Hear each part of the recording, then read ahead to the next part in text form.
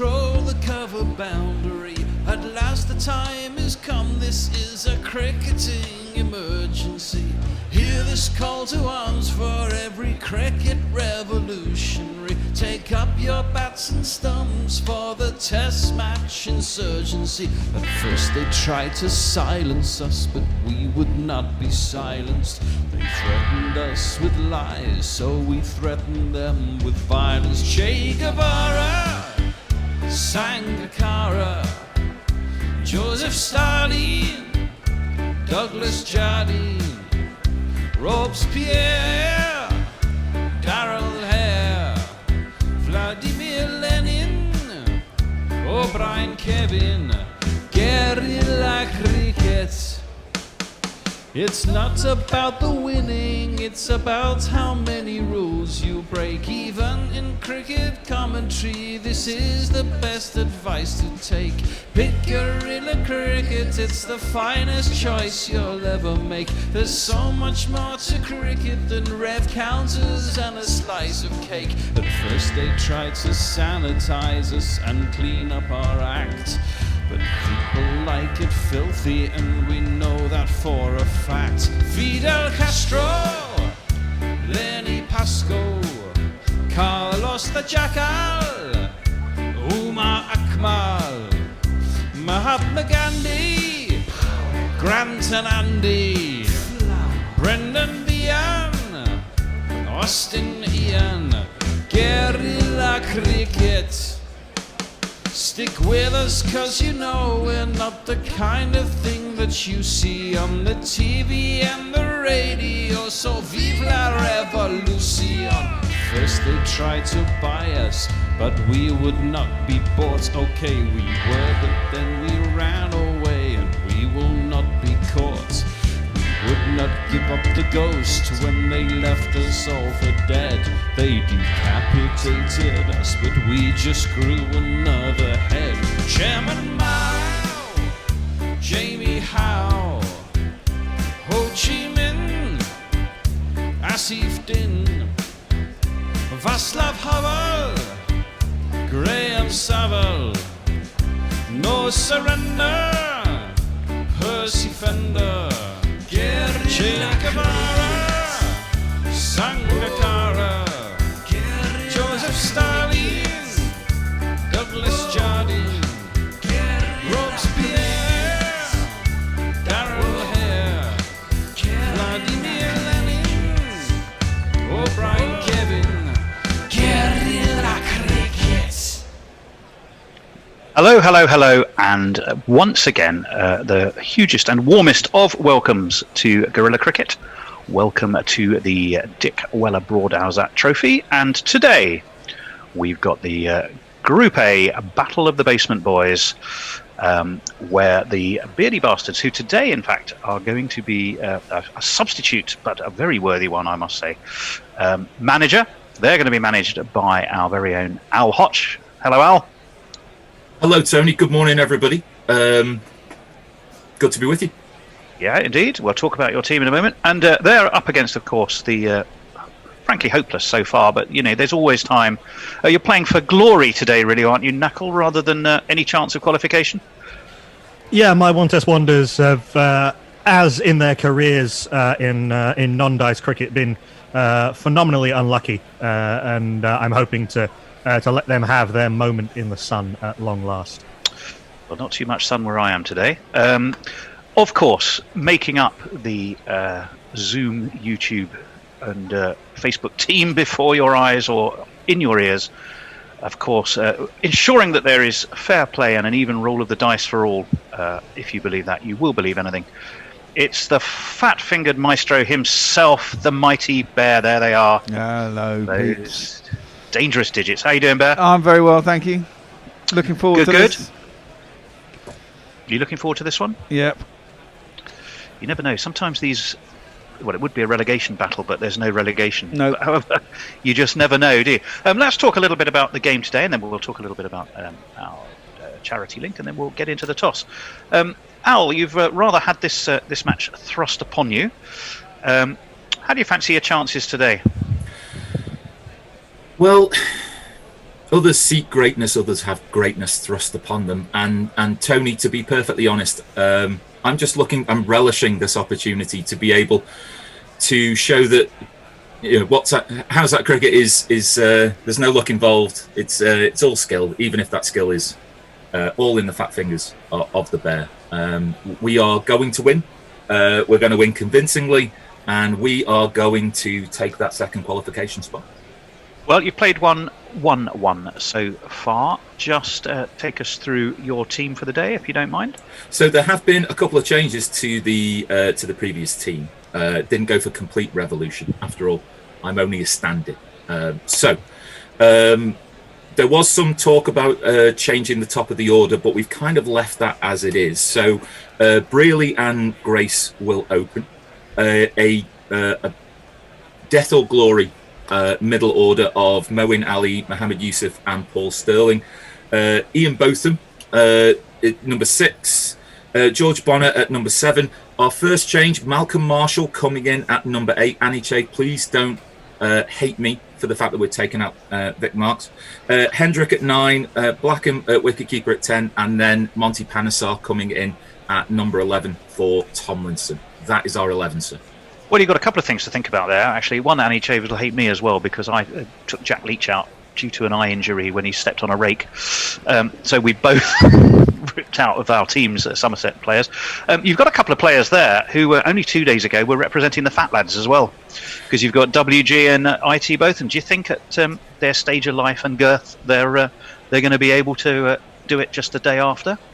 Well, this whole thing has been a bit wibbly-wobbly, timey-wimey, and so we're being quite selective about which parts of the life of Grace and Botham that we're taking. So we believe that we've carved off the better part of those particular years, but the proof is in the eating, of course. And for both of them, plenty of eating. Indeed it is. Well, good luck to you, and facing you, played to, not won to, not drawn to, but sadly lost to, although he keeps insisting they were close. That's like everyone gets a medal day, Tony. That's everyone gets a medal. Knuckle, surely the tide's got a turn for you today, hasn't it? One would hope so, and I'll be endeavouring to canute my way to 3 points today. So I've made a couple of changes. I made a promise to my Canute. very good. I made a promise to my team that I would come hell or high water. More Canute references. I would give all 15 a go during the group stages, because this is a team of unfairly underrepresented players. I made a promise to my team, and that's what I've done. So I've made a couple of changes. I'll go through the 11. Rodney Redmond and Andy Gantome are going to stay at the top of the order. Haven't yet fired in the tournament, but I'm sticking with those two. Buddy Oldfield came in at number 3 last time and did well, so he's staying in. Stuart Law, class at the field, very, very fine player. Mignon Duprier, fine South African player at number 5. My first change is the wicketkeeper Zulkarnain has done all right, but Rajendranath of India comes in at number 6.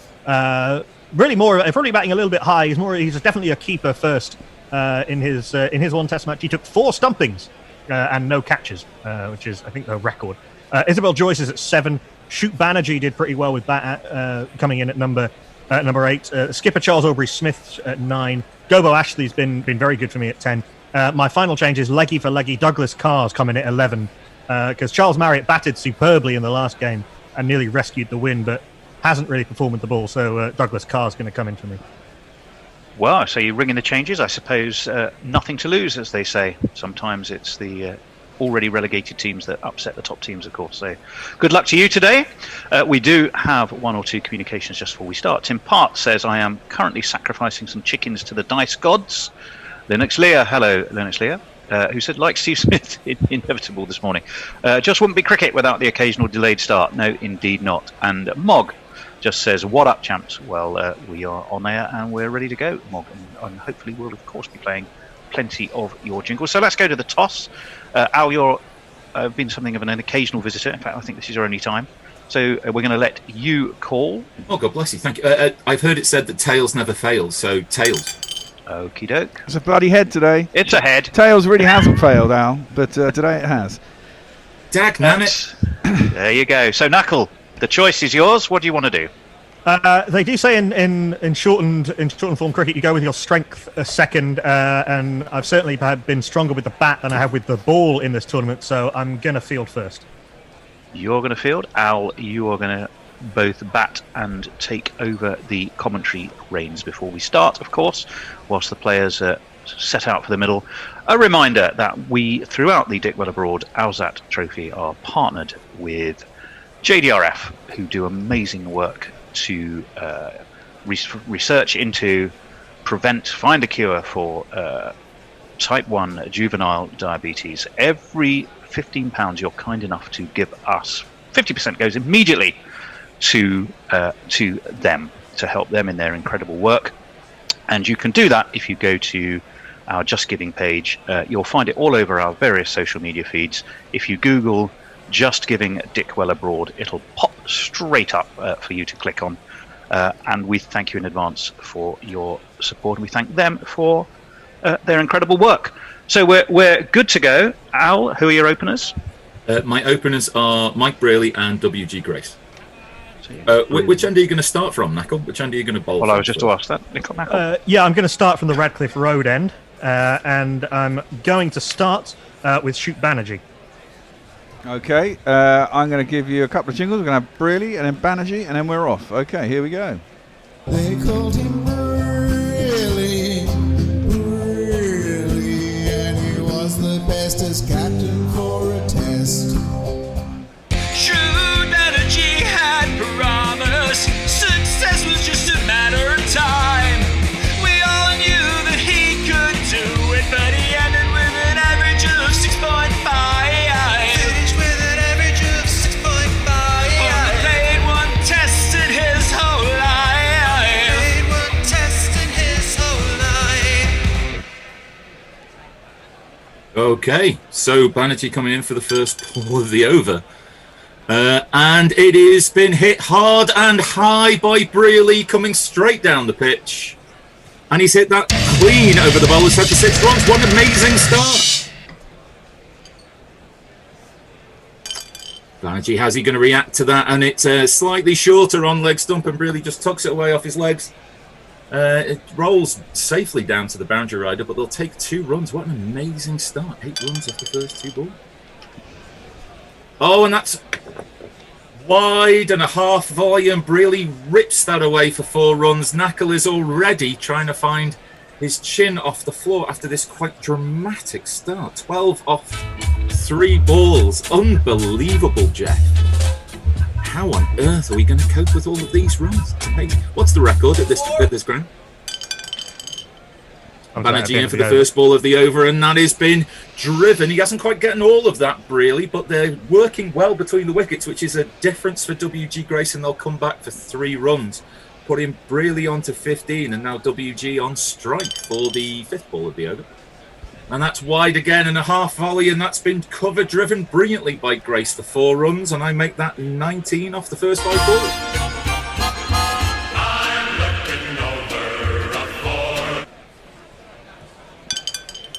Banerjee in for the last ball of the over, and that is again on leg stump, and it's turned away down to the leg side, more towards a deep square leg, and the running between the wickets is brilliant, and they'll come back for 3 runs.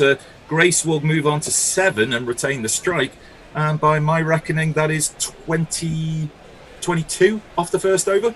Correct, WG on 7, Mike Brearley on 15. That could have gone better.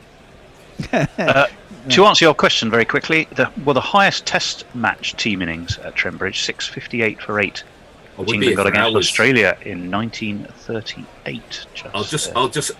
I'll declare when I see a look of resigned defeat in Knuckles' eye. I think didn't England score 480 at Trent Bridge against Australia in 2018? No, not in a Test match. No, in a one-day international. Oh, they might have done it in an ODI. Yeah, entirely that possible. Fucking game we one of those. That was fun. Games. But in this tournament, Hendo must be riding high of the high scores this week. Got a 300 plus, didn't he? 380, wasn't it? I mean, he fucking wouldn't declare the bastard. He just wouldn't declare. He just kept rolling on. Well, it might come in, that bonus point he got because of that might actually come in handy. Should say, by the way, the reason Tim Part is reading the entrails is because he's very much hoping for me to win today, because he's very narrowly ahead of the Beardy Bastards on net run rate and 1 win ahead. So he's hoping that either I win, or if the Beardies do win today, then it'll be a very, very narrow and allow Tim to go through to the semis. Evil Scotus is with us. Say good day, Guerilla Cricket. Glad to be joining you for at least the first part of this battle of the Titans. Mog says a bit optimistic, asking for the record score after 4 balls. Fair point. Lennox Lear says there's an ASL scenario called Hell or High Water. Not that that matters much, but here it is anyway. And she sends us a picture. Right. So, Knuckle, who have you got bowling next? We're going to stick, for now at least, with pace on, or at least medium pace on, and the skipper's going to bring himself on from the pavilion end, Charles Aubrey Smith, waxing his moustache as he goes. The Hollywood captain. Lost in the mist of history, Charles Aubrey Smith. And he's bowling from the Radcliffe Road end, I believe. Pavilion end. Oh, he's bowling for the pavilion end. Okay. Here he comes. So Smith in for the first ball of his over. And that has been carved high and hard and handsome by WG Grace, and that is 6 runs. This onslaught from the Beardy Bastards 11 just taking no respite whatsoever. Have they found the ball yet? I think they might have done. It's gone way back. Second ball of the over, and that is off driven by WG Grace. The fielder coming round, stopping the 4, but with the relay field, they're able to take 3 runs. Grace moving on to 16 and really moving on to strike. More of the same. I'm not sure about the fielding placement, but the really able to drive the ball away, and again able to take a comfortable 3 runs. C.A. Smith is quite a conservative fellow and conservative captain, so he's got the field deeper than I'd like. Yeah, I'm frantically waving to him from the balcony, but he's not watching. There's all sorts of problems, really. There are gaps everywhere, and it's been just nurdled away by Grace. Just stopped short of the boundary, but Grace takes another 3 and moves on to 19, and this devastating opening partnership continued. Oh dear. Oh dear me. Oh dear me. Grace rocks back gently in the crease. Dispatches that all the way to the boundary for 6 runs. His second 6, and he moves on to 24 runs. 1, 2, 3, 4, 5, 5, 6. Still want to come. And there's still one to come, and there's no respite for Knuckle or for Smith. As that ball again, slightly mistimed and not real. The only difficulty at the moment, even though there's lots of runs available, these 3s really should be 4s, and really takes another 3 and moves on to 27. I think that's the end of the second over. Yeah, that's right. Mike Brearley will keep the strike on 27 off 7. WG Grace is 19 off 5. 46 for none after 2 overs. Brearley's never played an innings like this in his life. Well, He's a better batsman than a lot of people gave him credit for. He made decent runs at county level. Never scored big runs for England, did he? Diana Patterson. Not the fastest of players. No, Diana Patterson says, my alarm did not go off. But when I woke up, you had just begun. It's not quite good enough to go out and buy a lottery ticket, but it's good luck for a morning. Well, it's good luck that you're with us, Diana, so we're delighted that you are. Anyway, Knuckle, are you going to persist with the shoot, or are you going to ring the changes? No. Shoot Banerjee will come back. I have faith in him, but can give him a little spell. And I'm going to bring on my most successful bowler of the tournament so far from the Radcliffe Road end. Sort of somewhere between very fast left arm spin and sort of slow left arm medium of Gobo Ashley. He's got a good dribble. Here we go. Don't run your mouth at me, Gobo Ashley, living in obscurity, Gobo Ashley. That 3 off the last ball of the second over. Brearley's going to keep the strike on 27. Oh, and that's all. We thought that there might have carried to first slip, but just an edge there takes it past first slip and down to the third man boundary for 4 runs. Nako, you've got to be as sick as a parrot. That's just eluded your first slip fielder there. That should be the 50 up too. Yeah, 50 for none off 2.1 overs. Yeah, unlucky Stuart Law plunged low to his right, but just fell short of him and snuck through. Oh, and there's an appeal. Oh, Really was the bear never disappoints. Really was halfway down to the pavilion and then was called back, and under third umpire / VAR, it's been declared a no ball, which is I'm sorry, Smokey. You were over the line. That's a foul. Haven't learned. I bowled 8 of those in the last game. My various bowlers bowled 8 of those last time. surprised they haven't finished doing laps. So we'll have that ball again, and no justice there for the bowler, as that is cover driven, and it is stopped on the boundary just short there by the roving fielder, and they'll take 3 runs. Brearley moves on to 34 and Grace moves on to strike.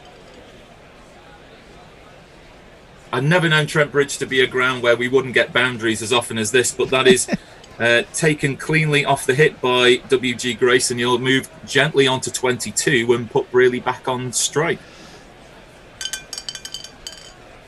Race now to see who'll get to their 51st, and that is chipped away on the leg side to that short fielder, and that is 6 runs, a third 6 for Brearley, moving him on effortlessly to 40 runs.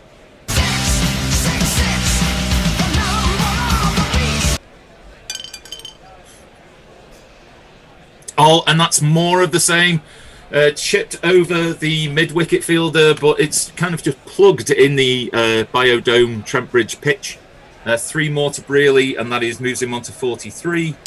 Is that last ball of the over now? And that is, oh dear me, Knuckle is finding new ways to swear under his breath as he watches this ball disappear into the pavilion. Brearley moves on to 49. What have we got? Any quickest 50 stats?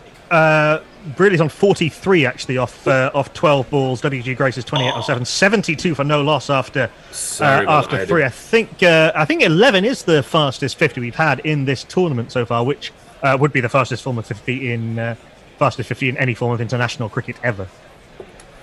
We are joined on YouTube by Disinterested Handjob. Ah, hello. So hello to you. Is there any other kind? Well, I just don't know. You may have more experience than the rest of us. I don't know. So, Knuckle, what are you doing with your bowling? Well, I've got to throw him in sometime. Got to throw him in at the deep end. It's unlucky for Douglas Carr, my leggy, but on comes Douglas Carr, my leggy, from the pavilion end. I've got to find him. Basically, he's a really interesting guy. He taught himself the googly, and then 4 years of that got him from club cricket to test cricket. To the turn of the century, that's when Doug Carr played, you say. Went from being a club cricketer in his early 30s to making his test debut at 36, basically off the back of a googly, which no one could pick in the early days of the 20th century. He's coming into bowl. He's coming into bowl, first ball of the over, and that is slightly short of a length and just whipped away down to the leg side by Grace. Brearley. Brearley, sorry, I do apologise, Brearley, and he moves on to 46 with 3 runs taken off that first ball. Oh. Dead ball. Dead ball. Dead. And Grace drives that ball down the pitch, and there is a fielder there, and with a bit of relay fielding, good work there. They stop the boundary, but they still aren't able to prevent the batsman from taking 3 runs, and Grace moves on to 25 and brings Brearley back on strike. 31, my friend. Sorry, that's where I had the 6 the wrong way around this. 31 of 8. Yeah, Brearley's on 46. No, he's not. He's on 49 as he moves that ball effortlessly away, and there's just too many gaps for the fielders to be able to plug in. Moves on to 49, just 1 away from what's been a whirlwind of the 50. Oh, and is able to push that ball through mid-wicket, and he looks triumphant as he moves through the gears. And that was great. That was WG. Oh, WG, I do apologise. Dear me. I'm sorry, bear with me a second. I'm all over the shop here. You'll think he's the slightly larger one. Yeah. Well, it's... As you look. I think, yeah. I mean, it's difficult in profile. So he moves on to 34. Brearley on 49. I do apologise. And he's on strike. Brearley's on strike. Brearley is on strike. Oh, and he's pushed that, taken a quick single, and he raises his bat aloft, takes the plaudits of what would be a wonderful crowd if it was that people were allowed to sit next to each other, and he moves to 50. 50 runs, your 50 runs. Well done, well done, well done, well done. 50 runs, your 50 runs. The job has only just begun. 50 off 15 balls, 2 4s, 3 6s, and I don't know, 5 or 6 3s. Yeah, lots of threes. You would think we were playing at the MCG with the number of threes. Slow outfield. I think they've lengthened Trent Bridge. Well, Tim Part, who's clearly been cooped up. Hey, you're talking over the last ball of the over. Oh, I beg your pardon. Last ball of the over, and Grace has again had that lofted drive plug, like a golf ball in a sand trap, just short of the boundary, and that's another 3 runs and moves him on to 37. And that's the end of the 5th over? 4th over? 4th over. 88 for none, the Beardy bastards. WG Grace will be on strike on 37 off 10. Mike Brearley's gone to his 50 off 15 balls. Tim Part, as I thought we'd finished the over, that was my mistake, says, I'm going to need more chickens. We're going to need a bigger coop. Yes. You're going to need an entire Kentucky Fried Chicken's worth of chickens. You definitely are. You're going to need a lot of the Colonel's herbs and spices to give Knackle any chance to get out of this huge hole he's digging for himself. Possibly the Bears' herbs and spices if it goes any worse. Yeah, Tim Part, I happen to know, is doing live net run rate calculations at home. Is he? Lord, is anyone really taking it that seriously? That's very impressive. Anyway, Knackle, who have you got next? Well, I think pace off is definitely the way to go. So I'm going to go to the Wizard of Wicklow, the medium pace of Isabel Joyce. What is the number of tests Isabel Joyce did play? And it's a terrible shame that she didn't play more. Let's see. I think she took a few wickets recently, didn't she, in one of your last games? Yeah, she has, and she's batted well as well. Yeah. Well, let's see how she does. This we spent more time researching this one than anybody else, but that's no good. That's short of a length, and that has been cut away brilliantly by Grace, moving him from 37 on to 41, and no respite at all. The changes. There's not one boy for me. I must have 2 or 3. I need 4. I was working on the KP principle of bowling the left armour to the attacking batter. It's not working so far. Well, we're 1 ball in. We're only 1. Next ball of the over, and Grace is able to again push that through mid-wicket, but there is no pace in this outfield at all. Batsman able to take 3, moving Grace on to 44, and Brearley will take strike.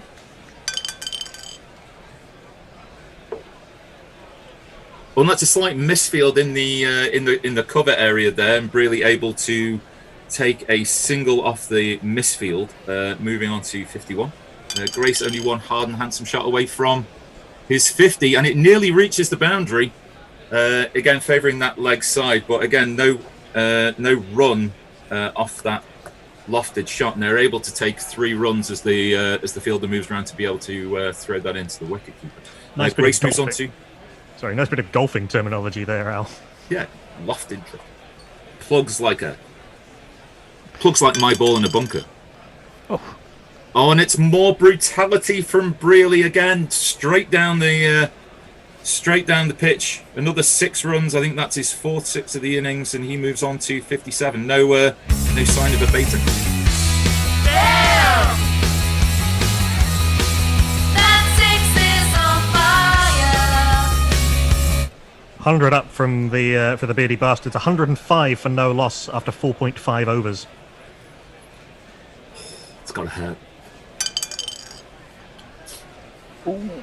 Oh, and we thought that might have been a chance, but it's moved in, but just wide of second slip, and Brearley it is who takes 3 off that last ball and moves on to 60. He'll take the strike in the next over. 5 in the books, or 6 in the books.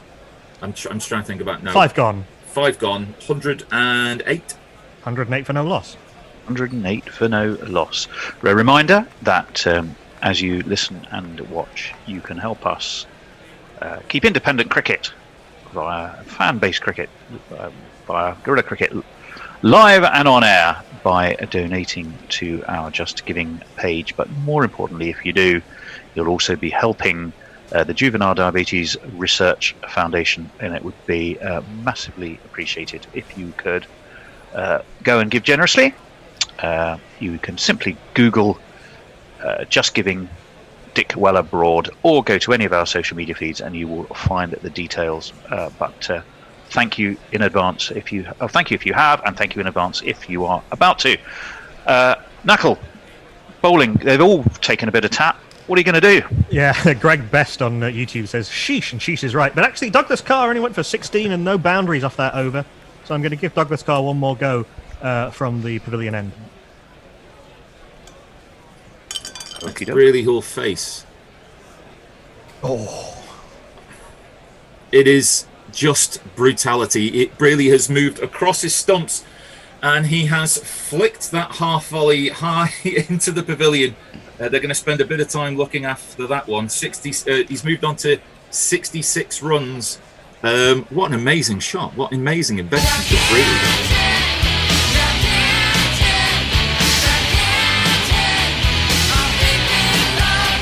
Mahendra Singh Brearley. Absolutely. He's taken one step down the track in order to advance the bowler, but then rocked back and cut that ball away. Again, not able to find the boundary rope, but 3 runs taken for Brearley, moving him on to 69 and 9 off the first 2 balls of the over. Grace facing a little bit of cricket normality coming into play here. A little gentle push just to the right of the bowler. Grace will take the single and bring the hot hand back onto strike, and Grace moves on to 48. And that is flicked away on the leg side by Brearley, favouring that leg side. It bounces once and into the boundary for 4 runs, moving him on to 73. Now my innings going, great guns, I hit the ball. 4 runs, I hit the ball, and it went for 4 runs. It is high, it is hard, it is gone many, many a mile into the concession stand and back out again. 6 more runs for Mike Brearley. I can't believe I was thinking about dropping him, to be perfectly honest. 6. It was outstanding personal motivation, something Brearley himself would have been proud of. Final ball over. Just the threat of being moved and exercised. Ooh. Oh, and with again just dropping short of in that gap between first and second slip, but it will move away for 2 runs there, and Brearley moves on to 81. I believe that's the end of the over. Certainly is. Brearley on 81 off 23. WG Grace on 48 off 14. 130 for no loss after 6 overs. Now, I have a quick question for our viewers and listeners. Seeing as these two seem so set at the crease, you've got WG Grace, probably the founding father of modern cricket, and you've got the man, Mike Brearley, so instrumental in the winning of the 81 Ashes and author of books like The Art of Captaincy. You can only invite one of them to dinner. Which one would you invite and why? Let us know. In the meantime, Pirate Badshah, a fathom distant, says this is turning into a bit of a massacre. We had our Valentine playing the other day, and he created a bit of a one-man massacre with a hat-trick, but you're absolutely right. And Leah says, did you know that Colonel Sanders once shot a man, but charges were dropped? Well, I didn't know that. Somehow that doesn't surprise me very much. Yeah. Of this week of all weeks, that seems to be... I would shrug my shoulders. Oh, indeed, yeah. Knuckle, who have you got next? Yeah, for the 7th over, it's time for some filth at the Radcliffe Road, and that filth is going to be purveyed by Stuart Law. Ooh. Interesting. Desperation time.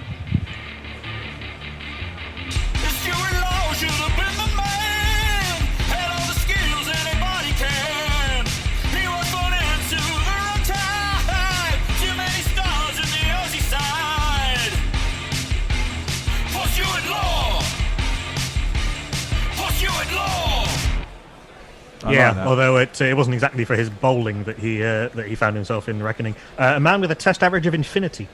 Well, Shit has taken wickets during this tournament, so Ollie Pope being a prime example. I am.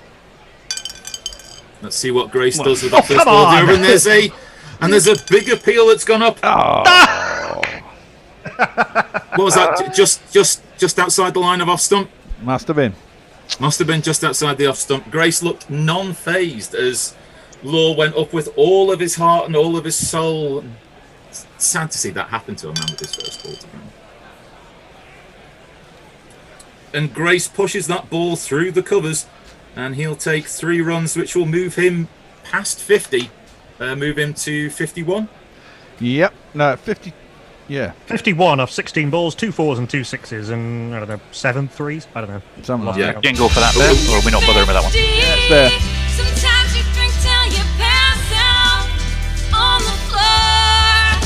Now your liver's destroyed and you got hemorrhoids and you can barely get it up anymore. It's amazing how many 3s we've had. A lot, yes. Brearley facing strike, and that is I think that might have gone through the hands of first slip. I think Law would have been a much better choice there to be the slip fielder. Unfortunately, not able to stop that ball as it runs all the way down, dribbles over the boundary sponge. 4 more runs for Brearley, moving him on to 85. Yeah, the skipper Charles Aubrey Smith putting himself in at slip, and we're seeing that he's blaming his butler. He's saying his butler brought him the wrong pair of glasses, and so he was unable to take the catch. And that butler has since been fired. Controversial choice there by Smith. Oh, and there are chances here. Brearley looking no phased, and that's the second no ball that would have taken a wicket, and Knuckle, I think, is one small step away from turning around and leaving the set altogether. That is the...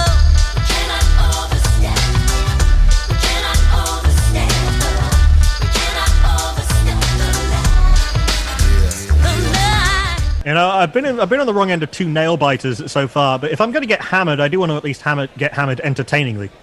I mean, to be perfectly honest, there's no excuse of a man of Law's pace coming in and overstepping like that. That is unforgivable. So after that, no ball, no justice wide, outside off stump, cut away just behind square by Brearley. Again, not able to find the sponge, but another 3, moving him on to 88. And Grace will take strike. Oh! And Laura's gone up, and the wicket-keeper as well. And let's see what the umpire turns around and says, and he's out! Finally, you get a wicket. I mean, there is talk. Look back, 'cause by the time that I do, you'll be gone. Dr. William Gilbert Grace finally LBW to Stuart Law for 51 off 17, 2 4s and 2 6s, 141 for 1 after 6.5 overs. There was some talk between Brearley and Grace about whether to use a challenge, and then realised they didn't have one, so Grace trudges off forlornly. So who's next in? Who's next in, Al? Next in is let's stick with the order as planned. Moeen Ali is my new batsman. Our beard shouldn't touch. Move over, Amlo. I like it too much. Move over, Amlo. You're one hairy dish I love unconditionally. It's Moeen Ali. I have to say, I have been quite saddened that the Hashim Amla has not been picked to play one game in the Beardy 11. To be honest, there was talk of revolution inside the team, but to be honest, with the first 6.5 overs, the best choices were the ones I didn't make.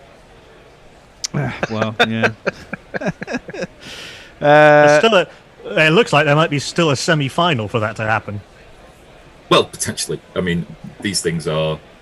I mean, whether this performance gives me a chance to come in for Roger Genner, who knows? Too early to be counting your chickens, although Tim Part obviously is. Final ball of the over. Final ball of the over. Oh, dead ball again. Dead ball again. Oh, and that is Mo in keeping with the tradition of threes being taken off almost every ball of the over.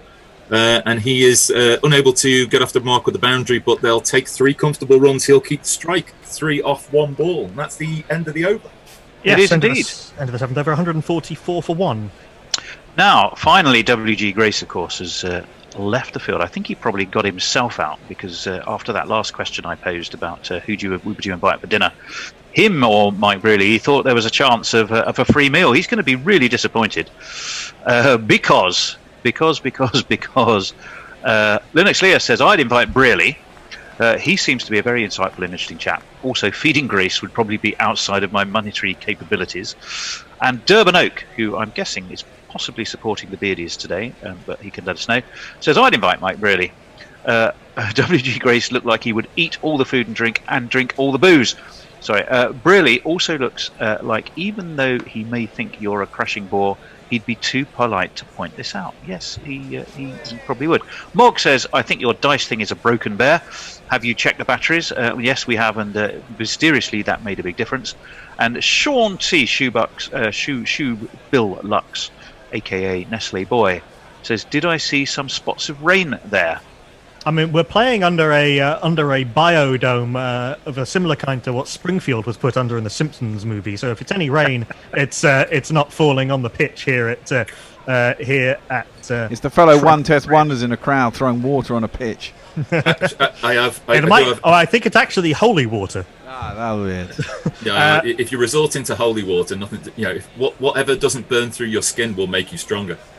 I've got a message for Nestle Boy. There's a new documentary on Sky about John McEnroe, if he hasn't already seen it. There you go, Nestlers. Right, who you got next, Knackle? Yeah, with Moen at the crease, I don't want to let him get too settled because he can be devastating. So I'm going to bring back my fastest and strongest bowler. He is switching ends. He's bowling from the pavilion and now Shoot Banerjee. Shoot Banerjee had promised success was just a matter of time. We all knew that he could do it, but he ended with an average of 6.5. Finished with an average of 6.5. Only played 1 test in his whole life. Played 1 test in his whole life. See if Ali is going to see if he can't deal with some short stuff, but Banerjee tries the old double switch and puts it at a half volley, and Ali just steps 1 step down the track and dispatches this right back over the bowler's head. 6 more runs and moving the total past 150. 150 for 1 off 7.1 overs. Oh, and Banerjee has gone up. He's asking the question of the umpire, and he's bowled him. Yes, through the gate. No need to ask the umpire. I won't look back, 'cause by the time that I do, you'll be gone. Yeah, Big Shoot fell over in his run up, so he wasn't quite sure what had happened. He'd heard some shouts, so he appealed. But a little bit of movement back into the left-hander, took out middle stump. Lovely bowling by Shoot Banerjee. Moen Ali gone for 9 off 3, 150 for 2 after 7.2 overs. Well, in the words of the man who departed Test Match Special this week, add 2 wickets to the score, and the One Test Wonders just have. So, Al, who's coming in next for you? I am contemplating the idea of switching the order around in order to be able to try and keep this momentum going. But I think we'll go with the class of Mohammed Yusuf. I think we'll keep Sterling in both of them. 24 tons and what do you get? ICL drama and a ban from cricket. Double swoon. What a player Mohammed Yusuf was. He was. Brilliant. Let's see what the Bear has in store for us with this next ball, and it is surprise. The theme of this inning so far: 3 for Mohammed Yusuf, an elegant, classy drive just to the left of cover point, but it's able to be stopped. And Brearley takes this short ball and moves it away on the leg side, and the boundary rider is not able to pick that up, and it's 4 runs, moving him on to 92.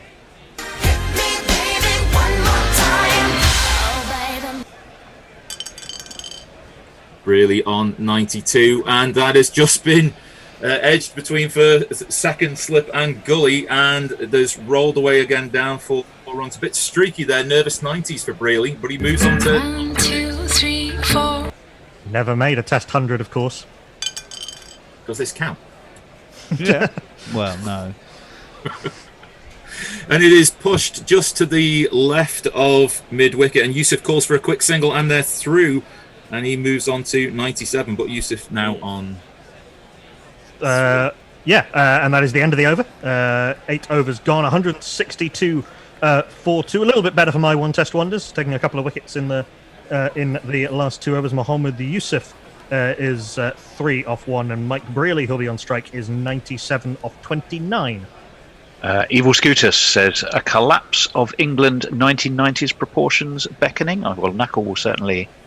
hope so. Al will be doing his best to ensure it doesn't happen. So who's Knuckle? Who's going to try and keep the wickets coming? Yeah, Stuart Law doing what I needed him to do as a part-timer, taking the wicket. So out of the attack he comes, and Gobo Ashley, who I think is my best bowler of the tournament, is going to come back on. He's going to bowl from the Radcliffe Road end and try and deny through. Gobo Ashley, living in obscurity. Gobo Ashley.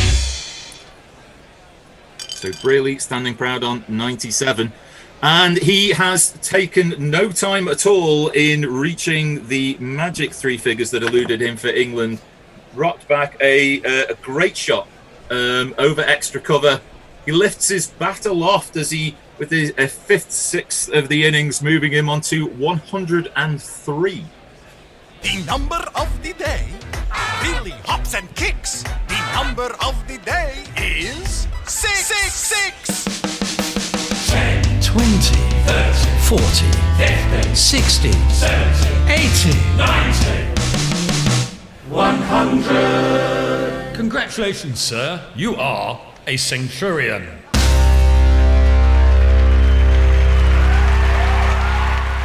I don't know if you can see, but on my Owzat's bookshelf behind me, I actually have a copy of The Art of Captaincy by Mike Brearley, and I can feel it burning a hole into the back of my head. Brilliant from Brearley, 103 off 30 balls, 6 fours and 7 sixes. 7 sixes. Wow. It's only the second centurion of the tournament so far. After Andrew McDonald. That's right. Wow, there you go. Another dead ball. All sorts of chaos going on over there. Oh, and Brearley might well have suffered the catastrophic effect. How is that, sir? Oh, dear. And that is not out. Oh, well. I think that might have bounced just in front of first slip. That. Oh, but no respite for the wicket. How's that? How is that? Stumped. A rush of blood to the head from Brearley. He's come down the track, swing and a miss, and he's been stumped by the wicketkeeper for a colossally out of character 103 runs. Who's your keeper, Knuckle? Rajendranath, the stumping specialist.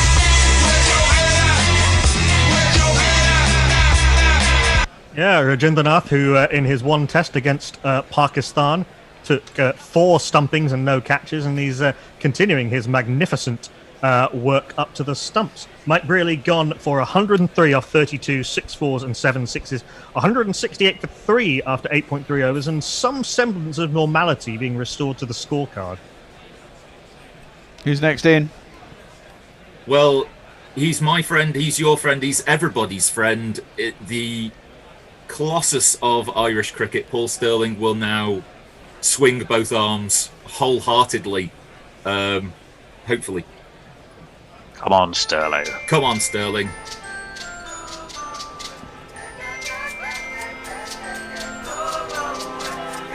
This is my lord. Don't you be getting out. He won't be getting out. Who am I talking about? Paul Stirling. He bats so pretty, yeah? He's Guerilla, yeah? Brearley scores 103 off 30 odd balls, and Stirling says, "Hold my beer." Ooh. How many threes can one innings have? It is absolutely it's amazing. It's Stirling off the mark with a chippy 3. Along with that and no balls, quite a lot, I'd have thought. Yeah, I'd imagine so. Is that a loaded dice you got there? Shut up.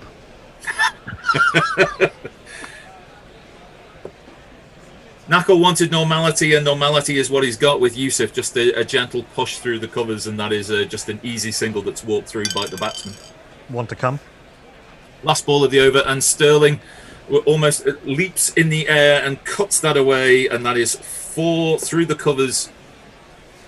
It's Nissan She. It's Nissan She.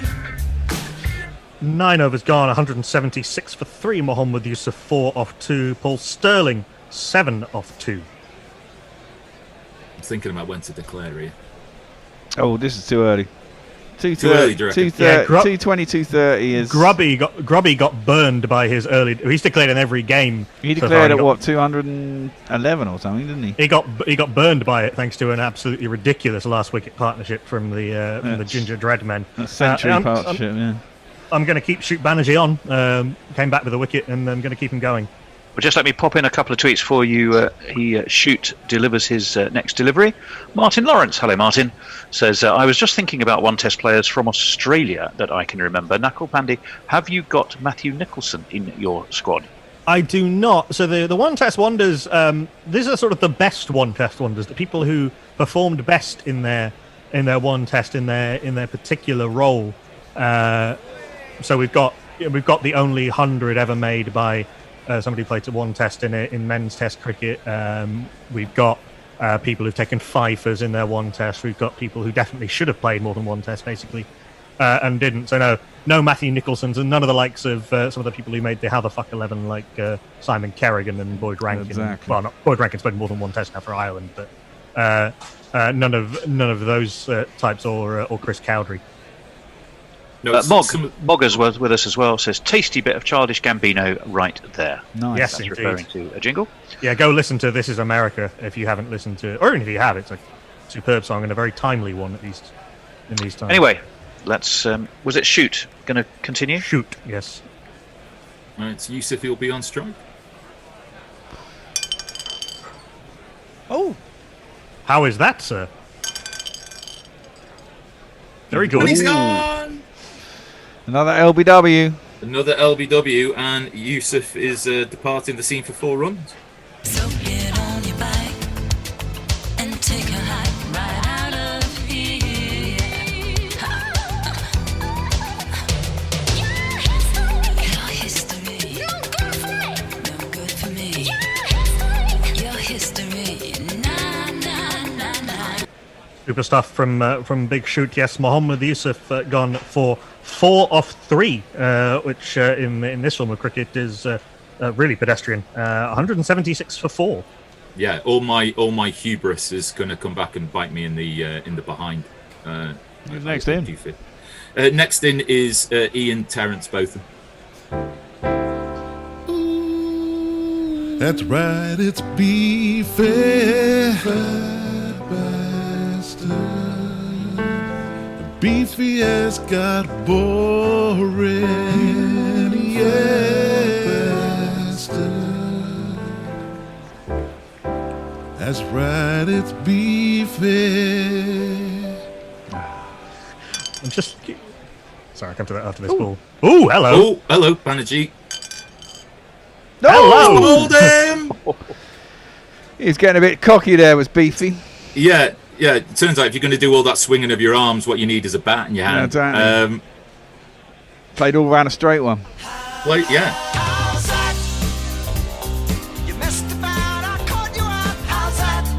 Yeah, and to add to insult to injury, he swung so hard that Duncan Fernley bat flew out of his hands and clunked him on the head. What a bummer. Do him the world of good. So there, Golden Duck. We got a hat trick, potential hat trick. Who's in next? Hat trick. Next in the firing line is George Bonner. Put on your old gray bonner with the blue ribbons on her while I hitch your Dobbin to the shade. Through those fields and clover we'll go. Yeehaw! Exactly. To Dover in the hope that there'll be some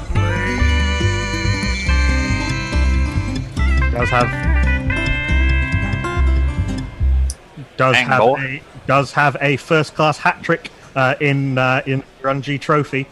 We've had 2 hat tricks in the tournament so far, both by your lot, Tony, the bespectacled 11. Percy Fender, Alf Valentine can shoot Banerjee, add his name to the honours board. Come on, shoot. No. What you got? No, I'm afraid he can't. Bonner, just gentle as you like, just nurdles that down to third man, and it's a 2 runs taken, just taking the air out of Banerjee's sails just ever so slightly. Bonner moves on to 2. Oh, and that took an age to work out what was going to happen with that ball, but it has been driven. Thought it was going to be stopped by cover point, but it's not, and it's just gone to his right hand side, and that's 4 runs smashed into the boundary sponge.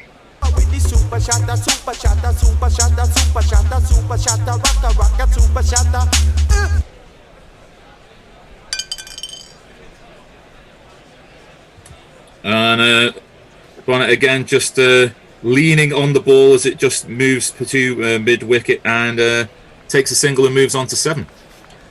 Final ball of the over. Ooh. How is that? An amazing stumping for your... There's no catches for your... You say no catches, but 4 stumpings, and now 2 stumpings in this inning. Wow. Outstanding work from Rajinder Nath to the stumps. And Bonner departs for 7.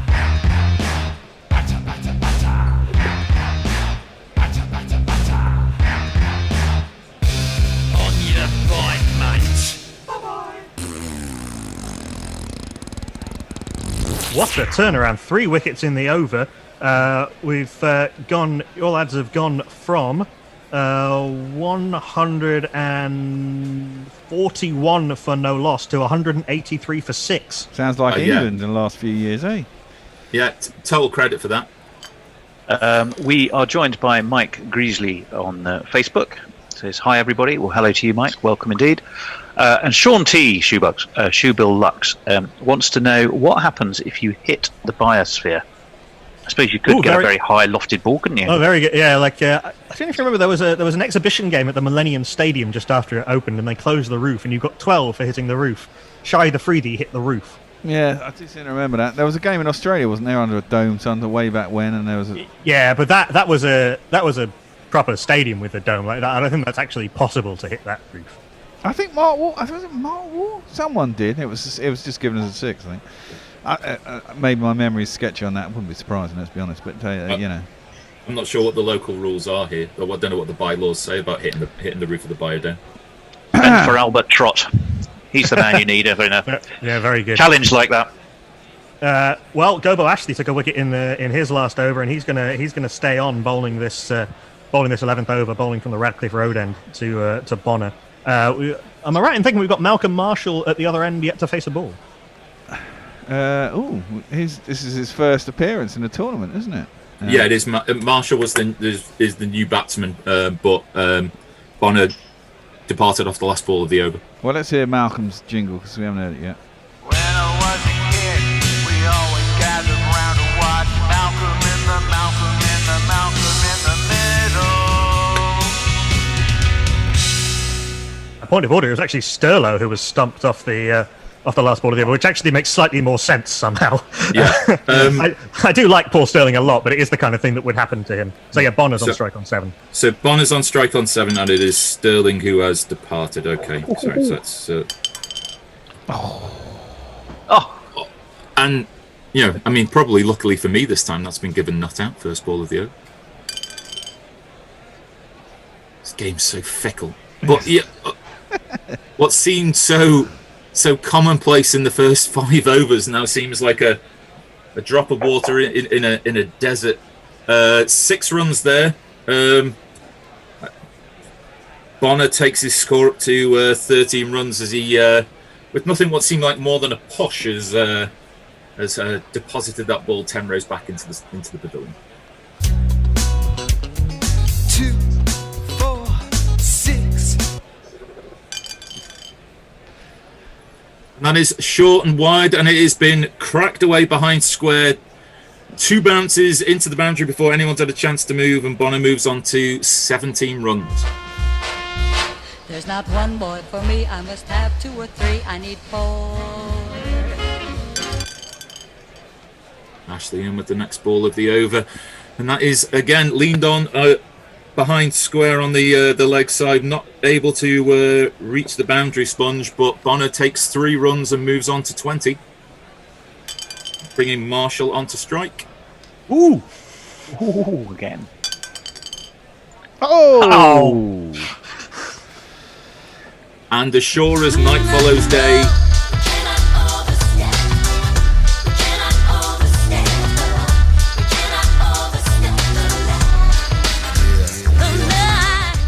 Knuckles think about making this his ringtone. Another no ball.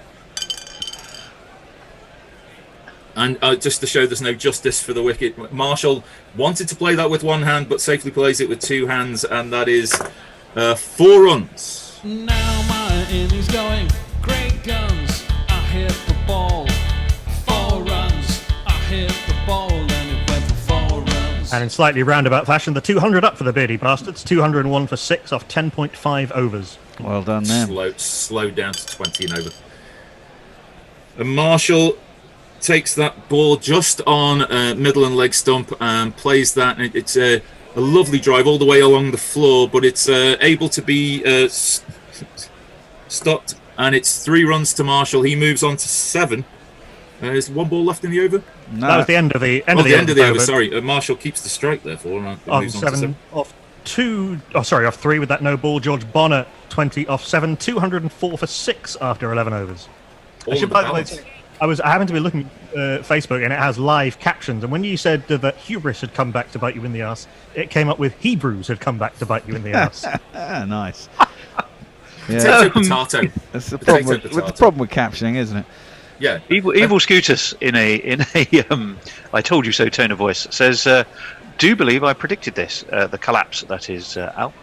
Leah says, I have to applaud the disciplined running in this tournament. No run-outs yet. So unfortunately, that's not an option on the day. Not even in Zamam. No, you're absolutely right. No. Imagine, Sally R56 says, I'm contemplating casting your Facebook feed to my TV.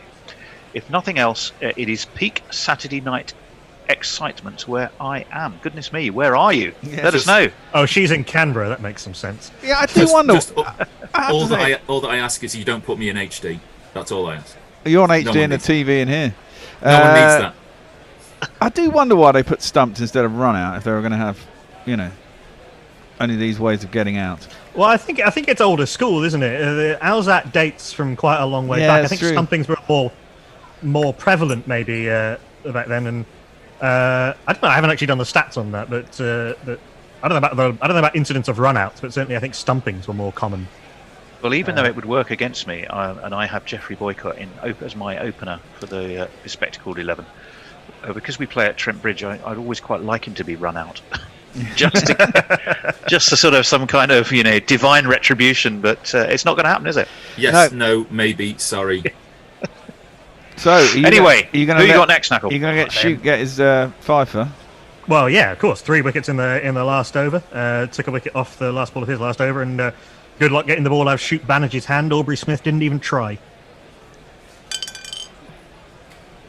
And that's just a gentle push through the infield and a single taken off the first ball of the over. And Marshall moves on to 8. And Bonner really seems to be trying to lift the scoring rate up and opening his shoulders, and that has been chipped away over extra cover and 1 bounce, 4 runs.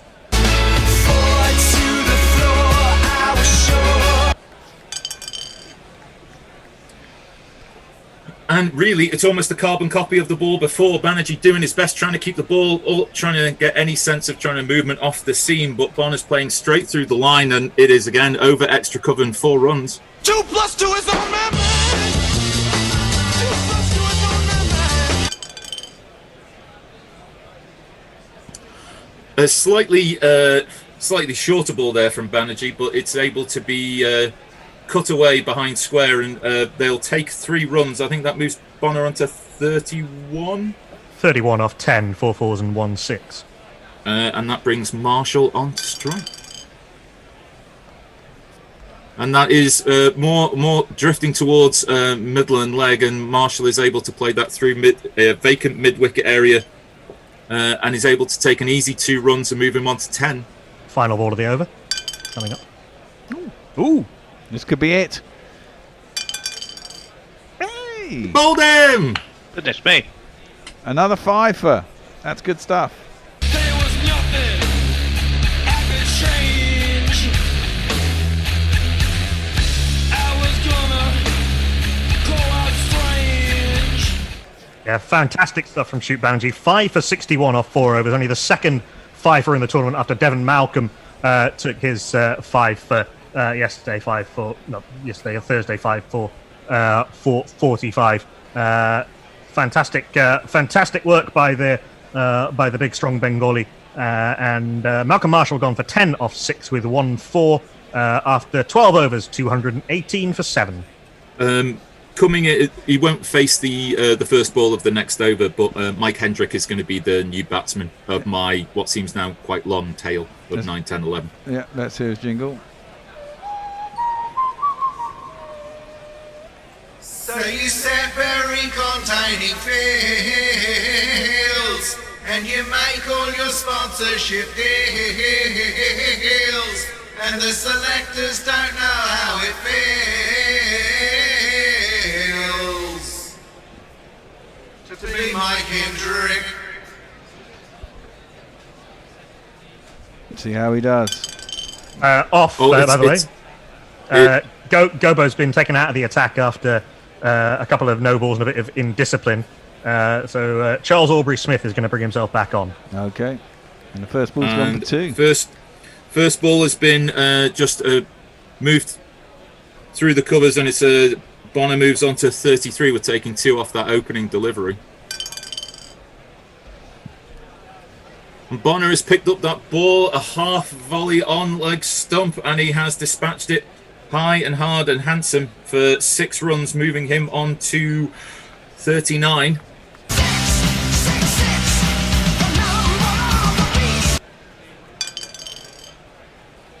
Oh, how was that? Wicket. This could be a big wicket. This could be a big wicket. Oh no, it won't. Out.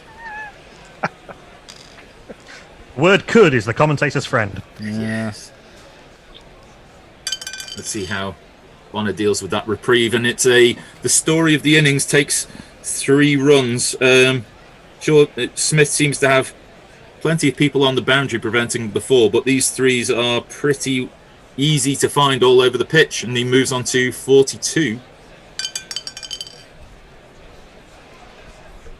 Hendrick just stands and delivers, no sense of footwork. If it was within his wheelhouse, he was going to prepare to swing as hard as he could, and that has rocketed towards long on, and it's just 1 bounce and 4 runs. Last ball of the over. Pretty agricultural there from Hendrick.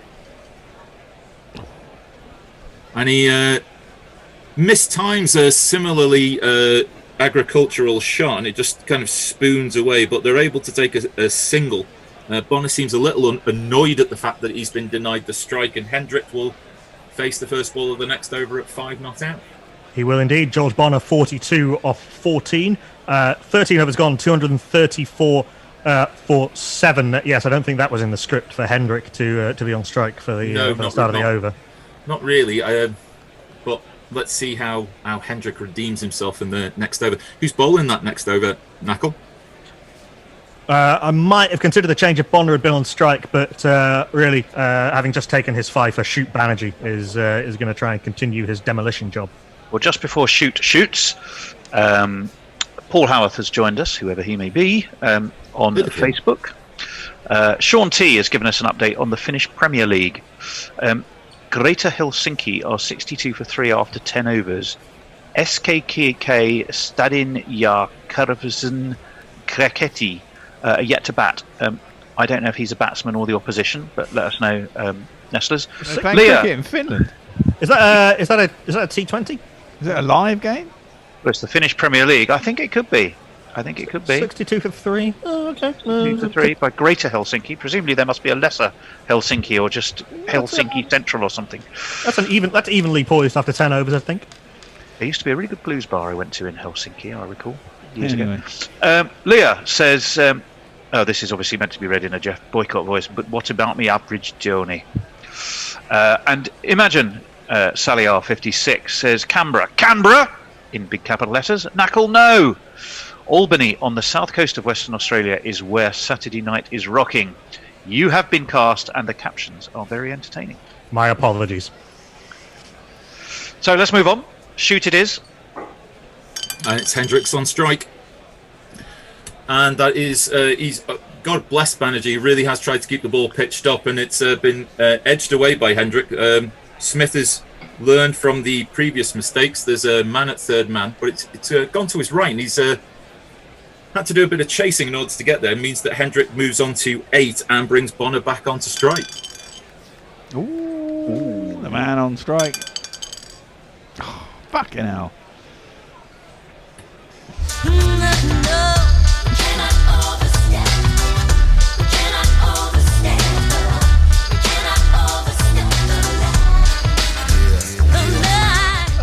Tactical no ball, like Flintoff to punting. Clutching at straws there, dude. Clutching at straws. Bonner has rocked back in his crease, and he has hit this ball, and he has missed the edge of the biosphere by just millimetres. A real moonshot over over deep backward square, and it's 4 runs, moving him on to 48. 6 runs. Went all the way. But yes, 48 off 16 48. balls. Sorry about that.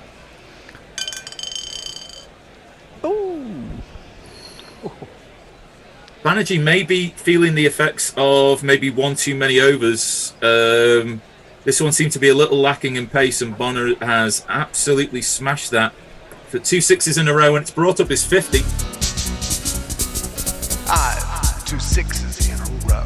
2 6s in a row. 2 6s in a row. 50 runs. Your 50 runs. Well done, well done. Well done, well done.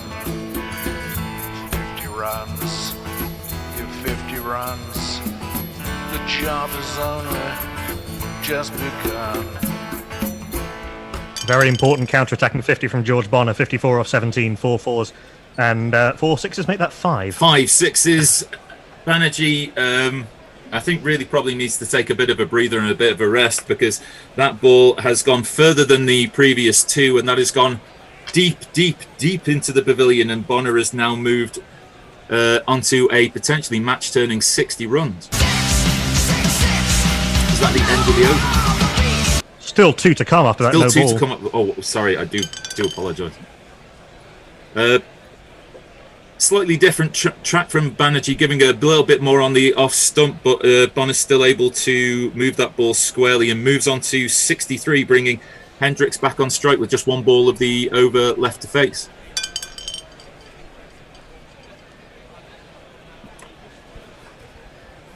There seems to be a concerted effort to take the runs wherever Hendricks can find them. Again, there was an easy 2, but they've pushed through for 3 runs there for that ball that was hit behind square on the onside. Hendricks moves on to 11. Bonner's on 63. 262 for 7 after 14 overs. This partnership with 44 of 13 balls. What's the score, Knuckle? 262 for 7. We'll declare at the end of the next over. Okay, one more over. One more over. Who's going to bowl it? Who's going to bowl the last over, Knuckle? Well, if you're going declaration batting, I'm going death or glory with the part-time filth of Stuart Law. Woohoo! Let's bring him back. He's got a good jingle too. And it goes a bit like this.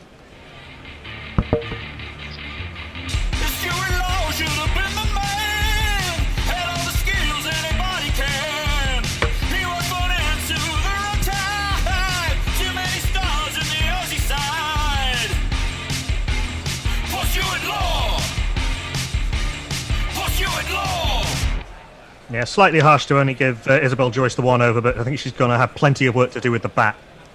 Well, here comes Stuart Law. And that is a single taken off the first ball by Hendricks, and he moves on to 12.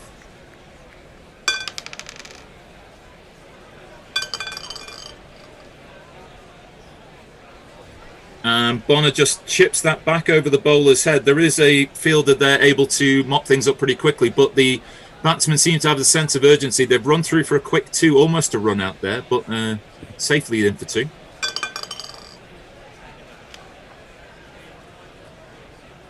How is that? Oh, what is going in there? Oh, and he's gone. He's gone. Bonner's gone for 65. Seemed pretty plumb to me. No real discussion between the batsmen. A look of resigned, something defeat in ball space. All of the dreams that I dreamed were mine are going, gone.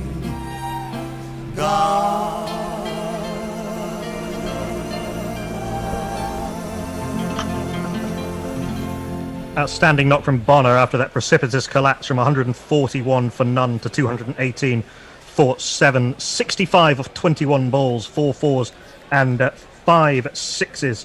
45 plus 2. 47 he and Hendrick put on for the 8th wicket. Pretty good.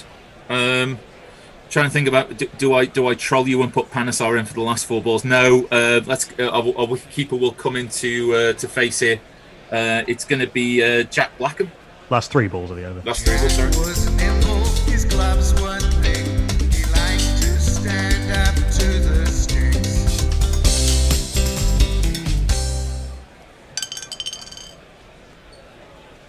Oh, and Blackham just manages to be able to put the ball to the left of the despairing square point fielder, and it's gone for 2 runs. And he's off the mark straight away. Just 2 balls left.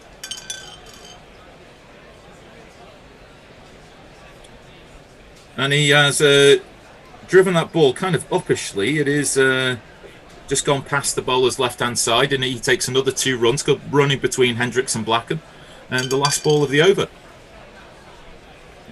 And in keeping with, it started in a flurry, it will end with an amazing flourish. A Dilshad scoop from Jack Blackham there off the last ball of the over, and it has gone high and just cleared the boundary for 6 runs.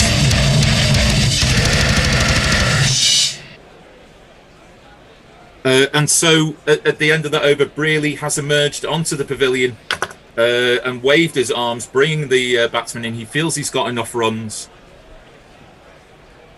So yeah, we're going to declare at the end of we've declared at the end of this at the end of that over. Akil, you can take us through the scorecard in just a moment. 275 for 8. Before you do, the referee's just going to go and visit the little boys' room. The referee's apparently going to the little boys' room. Leah says the Finnish Premier League is indeed a T20 league. All games are streamed on YouTube by ECN, in European Cricket Network. Commentary might contain meth-addled strands, though. Sean T says, "Yep, T currently, yep, Tony, sorry, currently live on YouTube, T20s." And Imagine Sally R56 says, "Ha! Even the jingles are captioned. I can think of some that will be quite difficult, and please don't tell Mog 7734, as it will challenge him with sounds like hunt." Yes, I can imagine that would be quite interesting. So two have got Ben Stokes in our team then. Well, yes, 275 for 8. Yeah, I'll run lot you of work through to this. do. Yeah, well, 276 is chaseable. I was worried it was going to be 350 at one point, but Shoot did very well for me in the middle overs. I know he let it go a bit with that last over, and we'll see how costly that'll be. But yeah, fantastic opening partnership for 140 between WG Grace and Mike Brearley. WG eventually falling for 51 off 17. LBW to Stuart Law. Very pleased that Stuart Law came in and broke that partnership. Moeen Ali fell the first of Shoot Banerjee's victims for 9 off 3. He was bowled. Mike Brearley then was stumped by Rajindranath off the bowling of Gobo Ashley for a magnificent 103 off 32 balls. At that point, it was 168 for 3. That became 176 for 4, and then 176 for 5 when Mohammed Yusuf and Ian Botham fell to Banerjee, LBW, and then bowled. Then Paul Sterling fell not long after, also to Banerjee. Another stumping for Rajindranath, this time up to the stumps as Sterling came charging. At that point, it was 183 for 6. Malcolm Marshall did his bit in partnership with George Bonner, 10 off 6 before he was bowled to give Banerjee this 5. But then Bonner launched an assault on all the bowlers, in particular Banerjee, finally falling for 65 off 21 balls, 4 4s and 5 6s. Another crucial partnership breaking wicket for Stuart Law, LBW.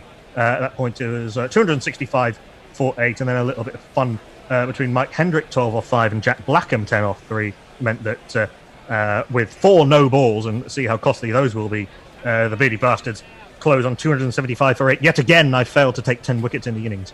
I mean, really, it'll be interesting. If Tim is doing his live net run rate calculations, he'll be able to give you a target. Well, obviously 276 for the win, but he'll have his own target. Oh yeah, in mind. how quickly do I need to get it to make? Well, I mean, if I get it, it doesn't matter. But I guess how long do I have to string it out for before a win doesn't take you through? We'll be very interested. But I think that your lads would be well advised not to bother about such complexities. The bowling figures: Shoot Banerjee, very much the pick of the bowlers. 5 overs, 5 for 89. The skipper Charles Aubrey-Smith, 2 overs, none for 40. Gobo Ashley, 3 overs, 1 for 61. 2 no balls, though inexcusable. Also a no ball from Shoot Banerjee. Douglas Carr, a little bit unlucky, but 2 overs, none for 38. Isabel Joyce, 1 over, none for 20. Stuart Law also bowled a no ball, but broke a couple of important partnerships. 2 overs, 2 for 27. Playing very much the Steve Wall role there by Stuart Law. Lucky golden arm. You confident, Al, to defending that total you've declared? I think I am. I think I am. This, even though we could have gone on, potentially got another 10, 20 runs potentially. I think 275 is a defendable total. I've got every faith in my attack. Got a good mix of speed and spin. So I'm just looking forward to it. Every ball's going to be a joy at this point in time. I think we're going to knock them over pretty quickly, I think. All right, well, Knuckle, who have you got striding to the crease? Yes, so it's a left-hand right-hand combination. The left-handed Kiwi Rodney Redmond will take strike with the right-handed Andy Gantome of the West Indies of Trinidad at the non-striker's end. Well, it's an Andy Gantome and jingle. One test and then a other, and he gets home. That's his name, that's all he got. That's all he got. Can we get one for Rodney Redmond as well? Because he'll be taking strike. Okie dokie, we can certainly do that. Oops, wrong one. Here we go. Rodney Redmond, he brings out an elegance combined. Rodney Redmond, he'll leave no man behind. And who's going to open the bowling? The opening bowler is right arm fast and should also say dangerous as well. Malcolm Marshall will open the bowling. When I was a kid, we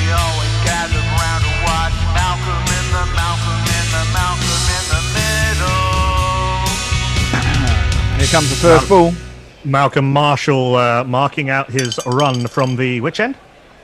The Radcliffe Road end to start with. From the Radcliffe Road end. In he charges, right arm over the wicket to the left-handed Rodney Redmond, who just tucks this off his hips for a single, and the One Test Wonders are underway in their chase of 276 to restore some pride. Andy Gantom are on strike, and the strike rotation policy of the first innings continues, just to steer between gully and backward point for 3 by Gantom, bringing Redmond back onto strike for the third ball of the over. In comes Marshall, a little bit airy from Rodney Redmond, flashes past cover, and they come through for a single.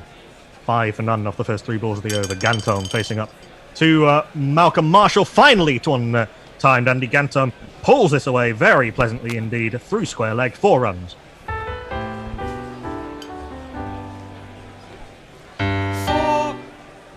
Marshall will see if his ire has been raised by being so treated by his fellow West Indian. Well, his ire might have been raised, but so is the bat of Andy Gantom, and he crashes this back past the bowler. Back-to-back 4s. 1 2 ka 4 4 2 ka 1. My name is Lakhan. My name is Lakhan. We'll be done in 20 minutes at this rate, mate. Gantom moves to 11. Final ball of the over. Massive appeal from Malcolm Marshall. His eyes blazing with indignity, and he's trapped his fellow West Indian in front. LBW. Andy Gantom gone for 11 off 4. 13 for 1. End of the first over. Great comeback from Malcolm Marshall.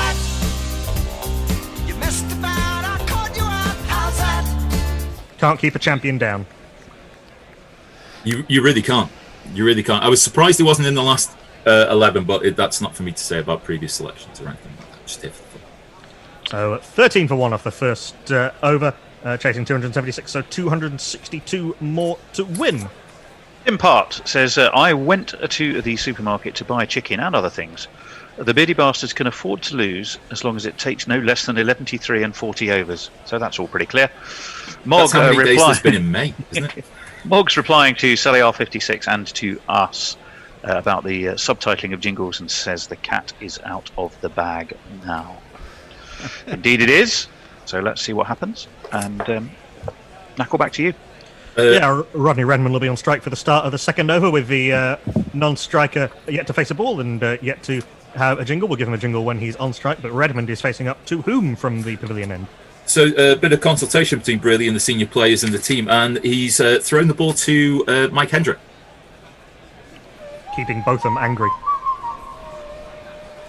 So you separate on tiny fields, and you make all your sponsorship deals, and the selectors don't know how it feels to be Mike Hendrick. What is the story behind that? Did he do something dodgy with sponsorships or something? I don't know. I have no idea what that's about, but yeah, very much a 1970s feel with Marshall and Hendrick opening, and Rodney Redmond, whose one test was in 1973. In comes Mike Hendrick to the left-handed Rodney Redmond, and he pushes this into the square leg region and comes through for 2. Hendrick back to the end of his mark, charges in, hoping he'll have more luck than he had in his test career, but not on that occasion. That's a lovely square cut by Rodney Redmond. 2 short, 2 wide. Classic left-hander's shot, 4 runs. 1 2 3 4. Hendrick getting a consoling word from Beardy. He's in again, and not as well timed by Rodney Redmond, but guides this through the gully region. They come through for 2 as Marshall comes round from third man to field. He moves to 10, 21 for 1 off 1.3 overs. Fourth ball of the over, Hendrick into Rodney Redmond. He's in, and that's another 2 down to fine leg this time. Unaccountably, there isn't a fine leg, but Marshall is very fine at third man, so can run around to field. It's a 7-2 offside field, and Redmond takes advantage of the fact that Hendrick strayed in line and whips this over deep square leg. 6 runs. 2 4 6. First 6 of the innings, and 1 ball left of this rather unlucky and ill-omened over from Mike Hendrick. Redmond will keep strike as he pushes down the ground for 3. He moves to 21 off 8. Buddy Oldfield yet to face after 2 overs, 32 for 1, the One Test Wonders. Linux Lear says, who is no longer Linux Lear. So let us know if you want us to drop the epithet there. Says, I've said it before, but I'll say it again. LBWs by fast bowlers should be referred to as shin music. Very good. Oh, yeah. There you go. Yes, and with those 1940s pads of Andy Gunter and being hit on the shin by Malcolm Marshall would hurt. Marshall, though, will continue for a second over. Marshall going round the wicket now to the left-handed New Zealander, Rodney Redmond. In he charges with that open-chested run-up, and Redmond, using the angle, just works him to leg for yet another 3, bringing Buddy Oldfield of Lancashire onto strike for the first time. Oh, yes. And he sounds a bit like this. He's really quite anonymous because he only played just one test. And he goes by the name of Buddy Oldfield. Yeah, usually batted 4 or 5 for Lancs and then Northants, but batted 3 in his one test. Scored 80 and 19 against the West Indies at the Oval in the last test before the Second World War. He's off the mark with 2 in this game off Malcolm Marshall, just guided nicely into the covers, 37 for 1. Marshall then, big appeal to Buddy Oldfield, who's slightly fallen over himself a little bit. He's ended up in a rather ungainly position, and as have the stumps, because middle and leg stumps are detonated. Brilliant from Marshall, fast in-swinging Yorker. Oldfield flat on his face, stumps flat on their backs. He's gone for 2.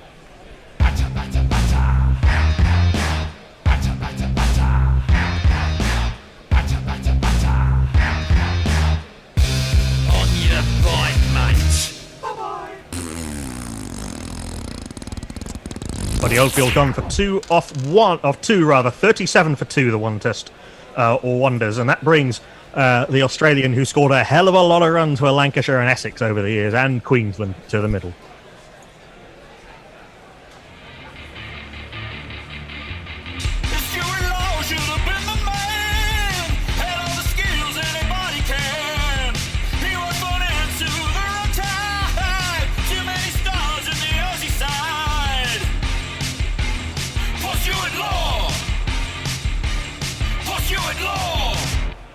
Yes, an insufficiently dominant fish in an overstocked pond. Stuart Law, as Marshall comes in, 4th ball of the over to the new man, and Stuart Law, stamping his class upon proceedings, hammers this back over Marshall's head for 6. No respecter of great reputations, Stuart Law, that steely Queensland gaze as Marshall comes in. And that's down the ground as well, scorches the Trent Bridge turf as it rockets between stumps and non-striker, 4 runs. Last ball of the over. Coming up.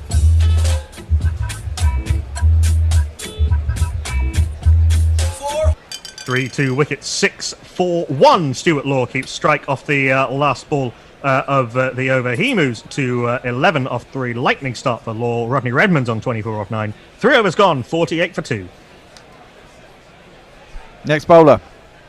Let's keep Hendrick on for 1 more over. Let's see if he can't redeem himself after that, quite frankly, guff first over. Okay. Went for 19 off 19. It. Ian Botham, we can see the commentary box is a little bit fogged up, and that's because of the steam rising from Ian Botham's ears as Hendrick comes in. To Stuart Law. Big appeal from Mike Hendrick. And he's LBW, yet another LBW. Hendrick traps Law in front. That accurate wicket-to-wicket style of Mike Hendrick means that Stuart Law's cameo is only that. He goes for 11 off 4 balls. Now you're gone.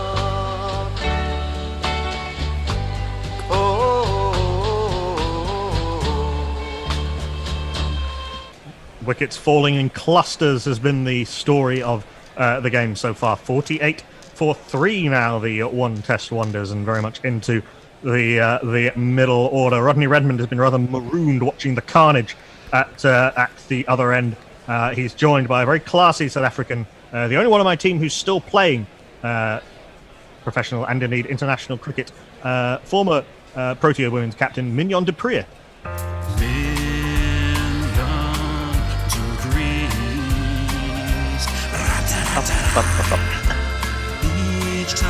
to see. You have the greens. Million degrees. Cool. Mignon de Pree, a real stylist rather than a hitter, faces up to Mike Hendrick. Second ball of his second over the fourth of the innings, and it's another appeal from Mike Hendrick. Has he done it 2-2? He hasn't. It's a no ball. Hendrick just straining and overstepping, and Botham looks daggers at Brearley. Over the line! Huh? I'm sorry, Smokey. You were over the line. That's a foul. A reprieve first ball from Mignon de Pree. What can she do with it as Hendrick comes in again? And Mignon de Pree takes not quite full advantage, but 2/3 advantage. Drives pleasantly through the covers. She's off the mark with 4. 1, 2, 3,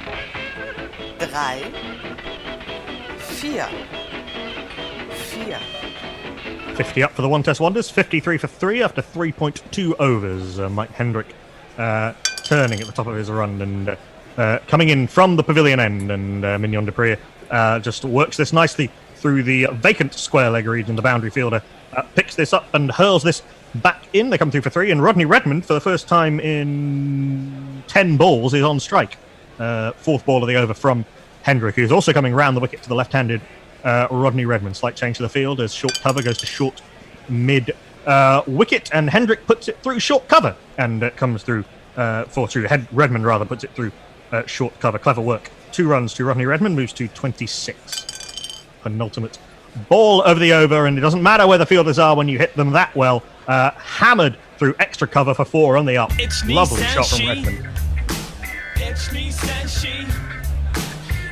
Final ball of the over from Mike Hendrick. He's been expensive, but he's got the wicket, and Redmond will content himself with 2 through mid on. He moves to 32 after 4 overs. The one-test wonders 64 for 3. Yes, indeed. So a quick question to all of our viewers and listeners. We obviously have 8 teams in this tournament. Weaver, Shaughnessy, Ginger Dreadmen, Beardy Bastards, the One-Test Wonders, and their Group A. Group B making a spectacle of themselves. Fat lot of use, Naughty Boy Nets, and how the fuck did they ever play for England? If you could captain a team of the various loosely strung together groups under a theme, who would it be, and what would they be called? Do let us know. In the meantime, let's move on. And we'll steal them for the second edition of this tournament. Yeah, well, I was thinking of that, yes. We'll have them. A change in the bowling attack. Malcolm Marshall's been great, 2 for 29 off 2 overs. But we're going to let Beefy have a turn. That's right, it's Beefy. Beefy has got boring, yes.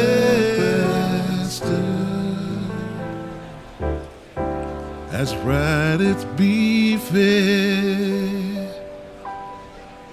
In Terence Botham, heavily bearded, scratching his chin, comes in from the Radcliffe Road end to the South African right-hander Mignon de Pree, who guides the great all-rounder very, very pleasantly between cover and point. 4 runs. 1, 2, 3, 4. Mignon de Pree was in red-hot form with the bat in the last game and is continuing where she left off. Botham greeted with 4 off the middle of that Safa blade. In comes up Botham again and again. Hammered for 4, this time through extra cover.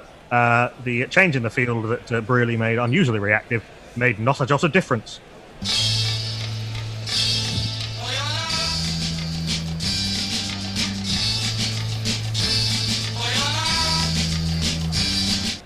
Back-to-back boundaries for Mignon de Pree off the newly introduced Ian Botham, who charges in even faster from the Radcliffe Road and bigger. How is Botham trying to inject his force of personality straight into the umpire's eyes, and he's been rewarded 4-4 and out for Mignon de Pree. Another LBW. She's gone for 15 off 6, 72 for 4.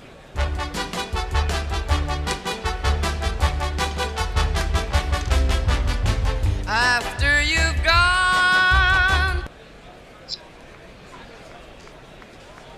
and Mike Brearley justified in first holding back and then bringing on his star all-rounder into the meat of the middle order, and very much a keeper first and a batter second, but finding himself doing a job at number 6.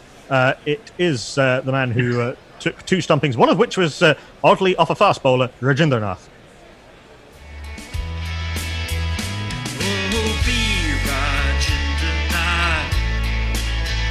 He never got the chance to bat.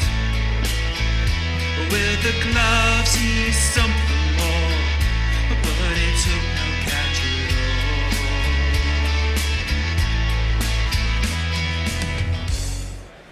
all. 27 first-class games, 100, 350s, averaging just 22 with the bat. But what can he do against the might of Ian Terrence? Both of them, well, he can drive him for 4 through mid-on. Lovely stuff from Rajendranath.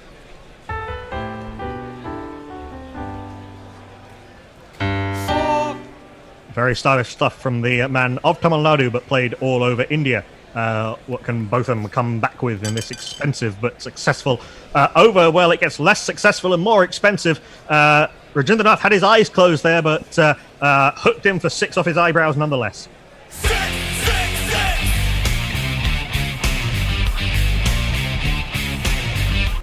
10 off 2, Rajendranath. Fine start. Final ball of the over from Ian Botham, and he's, well, that's a horrible delivery. It's a full toss down the leg side. Rajendranath just needed to get bat on it, and did. 4 to very fine at leg. 22 off the over, plus the wicket for Ian Botham. Direct victory. 86 for 4 after 5 overs. The One Test Wonders need just 190 to win. Now, you might recall that we asked the question about who your teams would be. You might want to go and grab a cup of tea or coffee while I attempt this next tweet. Mog has suggested, I'd like to see an unpronounceables 11. But I'd give them a name in Nahuatl, like Ital Koma Huiz Chenzi Telekom Hala Huiz Qualitis Pepateliquis Zayakatatsin. What the fuck does that mean? Well, I don't know what it means. Just bear with me a second, please. So you deserve to go and have a lie down after that. It does. He does say that would kill most people in the saying, and it very nearly did. Yeah, exactly. Leah says, unreasonably sure that's out 11. Oh, that's a good one. But she also suggests who they'd be.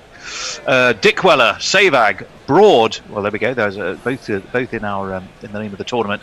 Ganguly, Harbhajan, etc. Pretty good in half their games, serving collective bans for excessive appealing in the other half. Yeah, I'd throw in Kumar Sangakkara and Ravindra Jadeja in there. Yeah, definitely Jadeja. Durban Oak would like to see a short arse 11. Let me think. Harry Pilling, Temba Bavuma, James Taylor. Jack Taylor, yeah. James Taylor.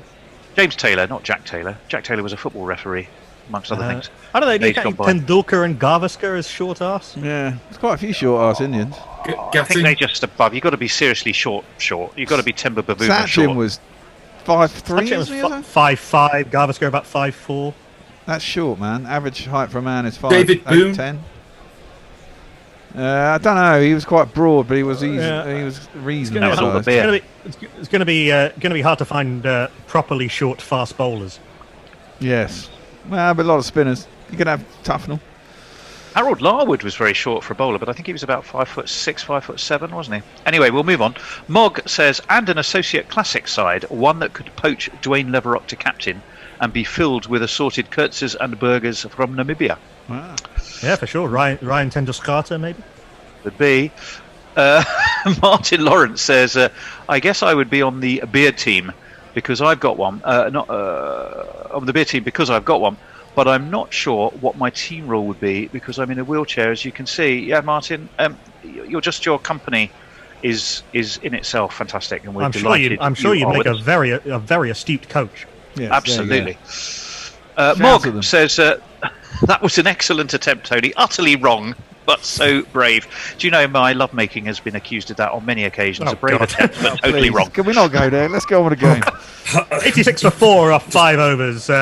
Rodney Redmond will be on strike on 32 off 12. Rajendranath on 14 off 3, and Redmond will be facing up to from the from Moen Ali will replace Mike Hendrick.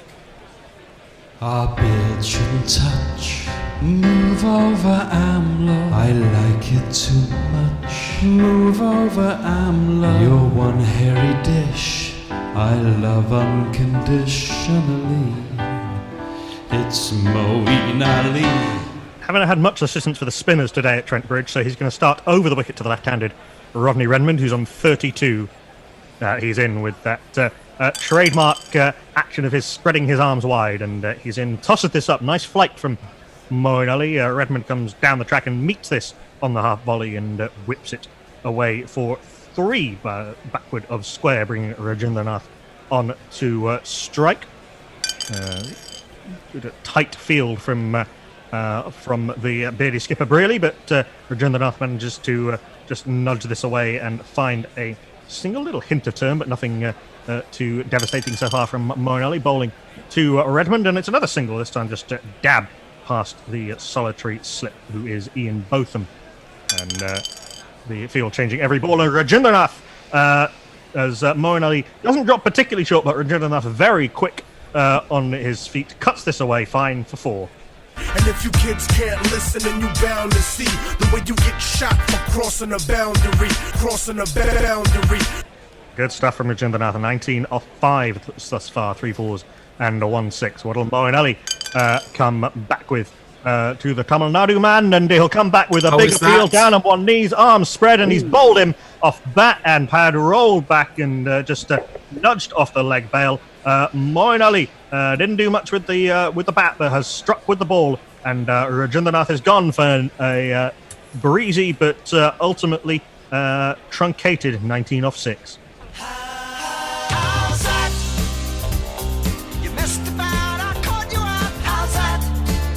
The runs keep coming, but so do the wickets. 95 for 5, the one-test wonders, still trailing by 181. 1 ball to come in the 6th over, and that will be faced by the Wicklow-born all-rounder. She could be part of an 11 by herself with the rest of her family, Isabel Joyce. What is the number of tests Isabel Joyce did play? And it's a terrible shame that she didn't play more. Yep. Ireland women beat Ireland men to playing a test match by 18 years. Ireland beat Pakistan back in 2000 at College Park in Dublin. Isabel Joyce was player of the match on that occasion, and she very nearly rescued my one-test wonders in the last match. Moeen Ali will bowl to Isabel Joyce. Last ball of the over. 1 for 9 off the 5 so far. 1 for 10 off his first over. Excellent stuff from Moeen Ali. Isabel Joyce will keep strike on 1. Rodney Redmond running out of partners on 36. 96 for 5 after 6 overs. Who's next? Let's keep Botham on for another over. Okay. IT Botham 22 runs with 4 fours and a 6, but the wicket of Mignon de Prier in his first over. He's in from the pavilion end, and he's appealing loudly as this hits Isabel Joyce somewhere on bat and both pads and back onto stumps. Isabel Joyce is gone for 1. Oh dear, she didn't carry through.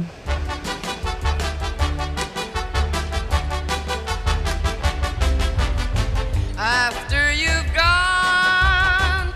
No, not a good day at the office for Izzy Joyce with bat or ball. 96 for 6, still need 180 to win. And the one-test wonders need a partnership of the kind that the Beardy Bastards had at the top of the order. Joining Rodney Redmond to try and provide that. Redmond in danger of being high and dry and carrying his bat is the man who was half of the only time that 10 and 11 have scored hundreds in first-class cricket in the same inning. Took a 5 for Shoot Banerjee. Shoot Banerjee had promised success was just a matter of time. We all knew that he could do it, but he ended with an average of 6.5. Finished with an average of 6.5. Only played one test in his whole life. Played one test in his whole life. On Memories of England, that 100 was at the Oval against an Alec Bedser-led Surrey, but what can he do against an Ian Botham-led Beardy Bastards, the proud Bengali, and he can start with a thumping 4 through mid-wicket. Off the back foot as well. Lovely shot from Shoot Banerjee. Player of the game so far. There's not one boy for me, I must have 2 or 3, I need 4. 100 up for the One Test Wonders, but 100 for 6 F 6.2 overs. Both them into Banerjee. A short, angry delivery, which Banerjee rides well and takes the single, bringing Redmond back on to strike again. Has been starved of strike, rather, in the last over or so. Both of them are going to go round the wicket to the left-handed Rodney Redmond. The second gully comes out to reinforce the mid-wicket region, but it doesn't matter because Redmond's driven Botham straight through his legs, 4 runs. 2 + 2 is on man. Redmond moves into the 40s, moves on to 40 of 15 balls. Penultimate ball of this over from Ian Botham, who's continued to go for boundaries. A little edgy from Rodney Redmond, flies past second slip, all on the ground though, and they come through for a single down to third man, where Moeen fields Banerjee facing up to the last ball of this over from Botham, and a big appeal. He started the over with a wicket. Has he ended it with a wicket? Yes, he has, because that was took the edge and was very nicely caught indeed in the cordon by Paul Sterling. Very safe hands from the big Irishman. Shoot Banerjee, 5 with the ball, 5 with the bat, 5 off 3, 106 for 7.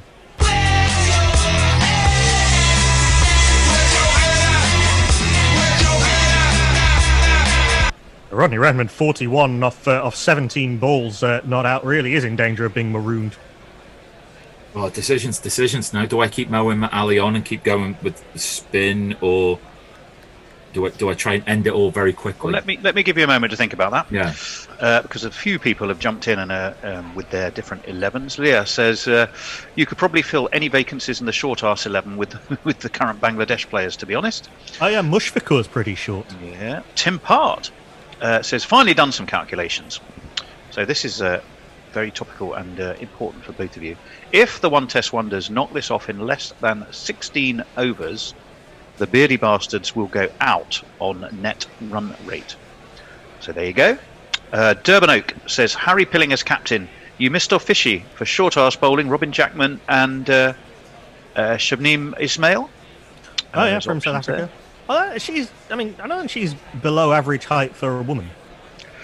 Now, there's something dodgy here. Tim Part could be accused here of making a suggestion to a player who's already out of the tournament.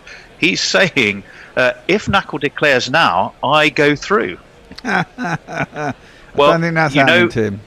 Knuckle's got a back pocket ready to be stuffed with fivers, Tim. It will just depend on how many find their way there. Exactly. I mean, Atif's team have made that sort of rampant within this tournament. It seems if it's okay for Atif, then it's okay for everyone else. He's opened the door.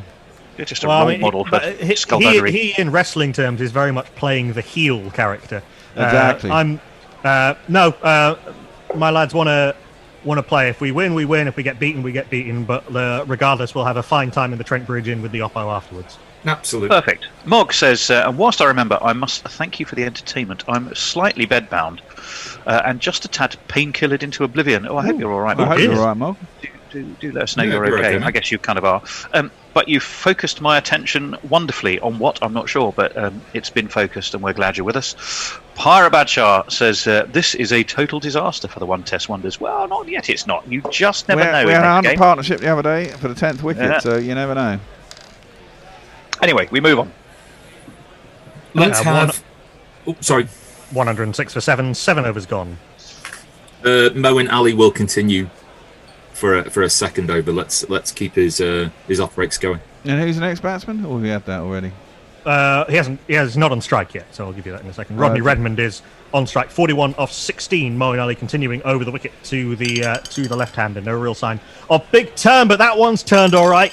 Big appeal, but it's a no ball. It may have turned, but Moeen Ali has overstepped.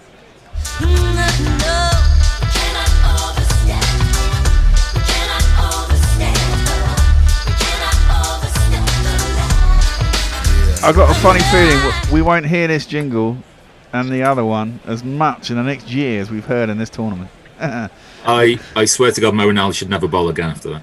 Not unless the ICC employ you full time for dice rolling. Possibly. Oh, he's got a. Well, I was going to say finish this over. He's not actually technically started it yet. He's coming round the wicket now after that bit of foot indiscretion, and he's into Rodney Redmond. It's another big appeal. Has he kept his foot behind the line this time? Yes, he has. And that little bit of turn from around the wicket, pitched leg, hitting middle. And Rodney Redmond's valiant knock is gone. 41 off 18, 107 for 8.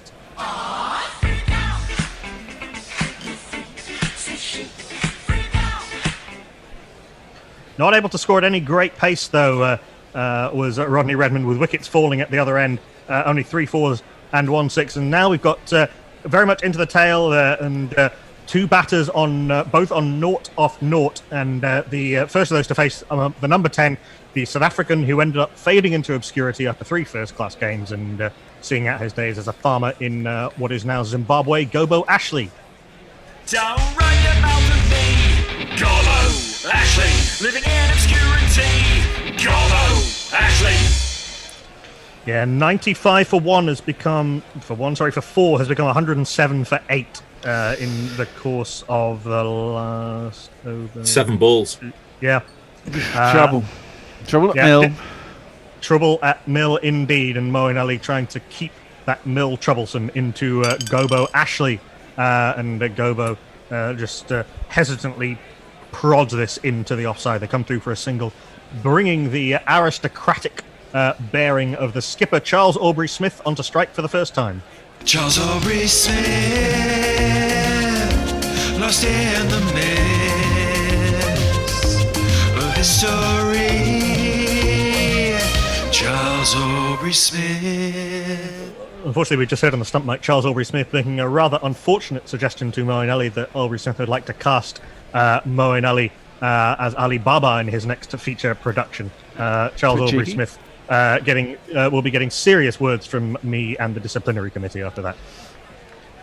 Over the wicket now to Charles Aubrey Smith, third ball of the over, and Aubrey Smith leans on that willowy bat of his, literally willowy, and nudges this into the leg side. They come through for 3. Gobo Ashley back onto strike. 111 for 8. David Shepherd in the third umpire's chair is hopping around, but hop around no longer because Gobo Ashley's taken the single. 112 for 8. The score is rather drying up, and the run rate is crawling along with the fall of that wicket. But Charles Aubrey Smith indignantly swats this away over the leg side and swats it powerfully for 6. Of course, if the Beardy boys win by 100 runs, they get the extra point. How does that affect the table? Does that well, the table at the moment is the Beardy Bastards would go to then 7 points and would go through regardless of their net run rate if they win by 100 or more runs. 157 currently the deficit. Ooh, 2 wickets left. So 2 wickets in the next 57 runs. And does that mean Dreadmen are definitely out if he gets the extra point? If he gets the bonus point, the Dreadmen are out. I mean, I suspect that even if that weren't to happen, even if it would be 90 runs or so, the nut run rate would take them through anyway. Yeah, true. But that would kill it off. Certainly would. And Moeen Ali, inspired by that thought, tries to winkle out the frankly racist captain of the One Test Wonders, but unfortunately good has not prevailed on this occasion because Charles Aubrey Smith has slapped Moeen Ali down the ground for 4 to end the over. It's Nissan She. It's Nissan She. Why did you pick a racist as your captain then? Well, I mean, given some of the other options, there was somebody. Genuinely, there was somebody even worse who I had to leave out. Charles Aubrey Smith, 13 off 3. Gobo Ashley, 2 off 2. Gobo will be on strike. 122 for 8 after 8. Durban Oak says Knuckles' encyclopedic cricket knowledge seems to be let down by his coaching. Yeah. There you go. To be perfectly honest, the worst place to sit is here on the sidelines. You can do as much as you can, but really it's all down to the players on the field at any time. True. It's the loneliest place here, being the coach. Got to rotate your boulders there, though. Yeah, we certainly do. And speaking of which, Malcolm Marshall will return for a third over. When I was a kid, we always gathered round to watch Malcolm in the Malcolm in the Malcolm in the middle. Monty looks imploringly at Brearley from long leg. He's on to for a thanks for coming award, Monty Panesar. Well, Malcolm Marshall smashed for 6 by Gobo Ashley. He didn't know a lot about it, but it went for 6. You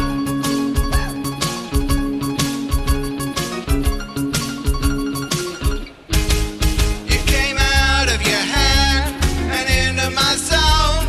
Now it's up in the stands. It's a 6. It's beautiful and it's mine.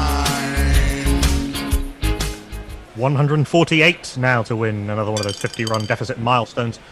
Chalked off, but Malcolm Marshall is not going to be smashed around by the likes of Gobo Ashley, but he's not going to get him out either on that occasion. Just missing leg, says the umpire. Shepherd. Third ball of the over. And Gobo Ashley, again, a wild swing. Feet, head and bat all pointing in different directions, and the ball goes in an entirely different one. One bounce over third man, 4 runs. 1, 2, 3, 4. Monty not helping his cause by running in, letting it go over his head and bounce for 4. Classic Panesar. Those big hands flapping at it. Fourth ball of the over as Marshall's into Gobo Ashley. Another big shout. And he's been stumped. Remarkable work behind the stumps. Absolutely outrageous keeping. And Malcolm Marshall has Gobo Ashley stumped for 12 off 6. I'm a loser. Yeah, I'm a loser, babe. I'm just a loser. Oh. Two specialist keepers in this game. Rajendranath covering himself in glory, and Jack Blackham, outstanding work off Malcolm Marshall. Really wonderful. 132 for 9 after 8.4 overs. 143 behind, and the man coming in at number 11 is really quite the rabbit. He's lucky not to be batting 12. Who is it? It is Douglas Carr. I am facing Douglas Carr. I've travelled back in time real far to the turn of the century. That's when Doug Carr played, you see.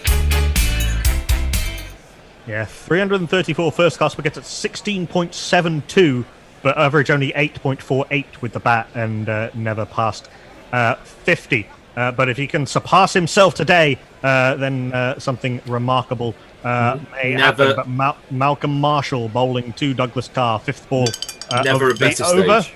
And Carr solidly enough in behind this and pushes it for 3. The very angry and maligned captain. He's being booed by his own players from the balcony, Charles Aubrey-Smith, as he faces up to this last ball of the over from Malcolm Marshall. And has that ended it? Is this an end of it? Has the captain gone down with his ship?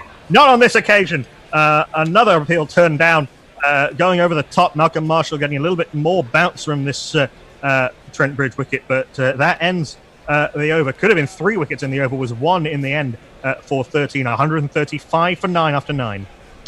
Quick question for Mog or Jeff or any of our jinglers who might be listening. That loser jingle, the loser baby, is that Paul Jones? I think that's for Paul Jones from one of his solo albums. Because somewhere in my collection, I think I might have it. Mog says, name names, Knuckle. Who was the even worse option? Oh, his name. I tried to consign his name to the dustbin of history. Well, think about that just while I read Leah's tweet, and then you can, when it comes to you can let us know. Leah says, you can always bully your own team from the boundary and get suspended by the ICC for it. Hi, Surfraz Ahmed. So there you go. Let's move on. A change in the bowling attack, replacing Moeen Ali, will be Monty Panesar. Oh, he's going to get a go, is he? He's going to get a go. He didn't get a bat, but he's going to have a bowl. He has been told to restrain his high fives.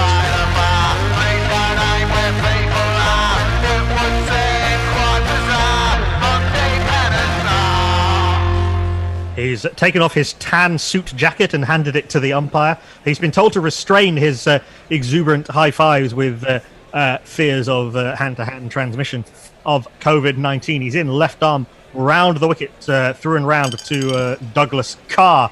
And Carr whips his fellow tweaker through the mid-wicket region for 3 against the turn, but no great turn on that occasion. And Monty comes in to Charles Aubrey Smith, who also works in for 3 this time through the covers. He moves to 16, 141 for 9, 135 more to win. Make that 133 more to win as Carr pushes down to long on for 2. Really getting Monty plenty of protection in this early spell. Ooh, a little bit edgy from Douglas Carr, and it goes but off the inside edge and rolls down to fine leg for a single. Good tight stuff from Monty. Just 9 runs off the first 4 balls of the over. 10 off 5 make that as Charles Aubrey Smith pushes us through the feet and hands of short leg. Last ball of the over to Douglas Carr. Monty very quick through his work. They come through for 3 off the bat of Douglas Carr through mid off. He moves to 12. C.A. Smith on 17 after 10 overs, 148 for 9. That's a quick over. Who's next? Marshall. Marshall's going to carry on. He's got a chance for a 5 as well, hasn't he? No, he's got 4. Yeah, exactly. No, he's got 3. Hang on, he's got 3. Oh, I thought he had 4. Damn. 3 for 42. He dismissed Gobo Ashley with his in his last over. He's bowling now to Douglas Carr on 12 off 5. And Marshall is in again, and this could be the end of it. It is a big appeal, and he's gone. Malcolm Marshall has 4. Douglas Carr goes for 12 off 6. The One Test Wonders are bowled out for 149. The Beardy Bastards win by 126 runs, take the bonus point, and with that go through to the semi-finals, consigning the Ginger Dread Men to the dustbin of history. I won't look back, 'cause by the time that I do, you'll be gone. Yep, that 126 run win for the Beardy Bastards over the One Test Wonders means that the bonus point is exactly what Al needed for his temporary charges to get them into that semi-final. Let's have a chat to the 2 participants. We'll start with Knuckle. Knuckle, I'm going to have to summon up Lady Bracknell here. To lose 1 match may be regarded a misfortune. To lose 2 seems like carelessness. To lose 3 is just frankly downright inept, isn't it? I think the lads might have been a little bit broken by coming up short the last couple of times. They we let them get off to far too good a start with the boy Grace and Breers went had a cracking start, to be fair to them, and Stuart Law managed to do good work, and Shoot, to be fair, was fantastic, obviously, but they were just too good for us on the day. Yep, and indeed, so bad luck to you. That's you will be departing with your head held high-ish. And we'll move on to Al. Temporary charges they may have been, but they did the job for you today. You've leapfrogged the Ginger Dread Men, and you've qualified for the semi-final. How do you feel? Top of the world, Tony. To be perfectly honest with you, we didn't underestimate the One Test Wonders at all. We knew that they'd been on the receiving end of some really close games. Even as far as selection went, no one was safe. We decided to put it all on the line. We knew that if we played well, if it is that we put real pressure on right from the very beginning, that maybe their heads would drop, and the balls just bounced perfectly for us today.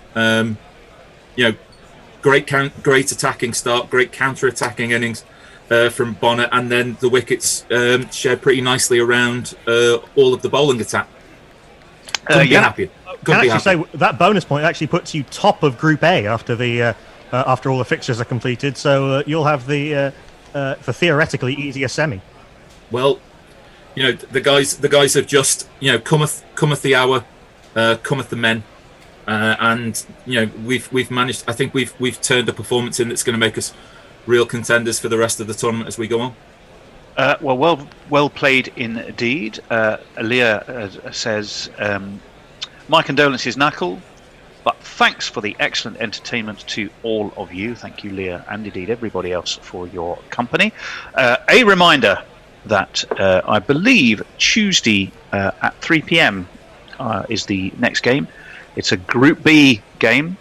Naughty Boy Nets, guided by Atif Nawaz, will be up against Not Fred's. How the fuck did they play for England 11? Not Fred, we think, is on a mission to lose by on just about every occasion, so his side lives up to their reputation. One final reminder. Sorry. Knuckle. Yeah, that's the final group game before the semi-finals. And the Naughty Boy Nets 11, it's pretty simple for them.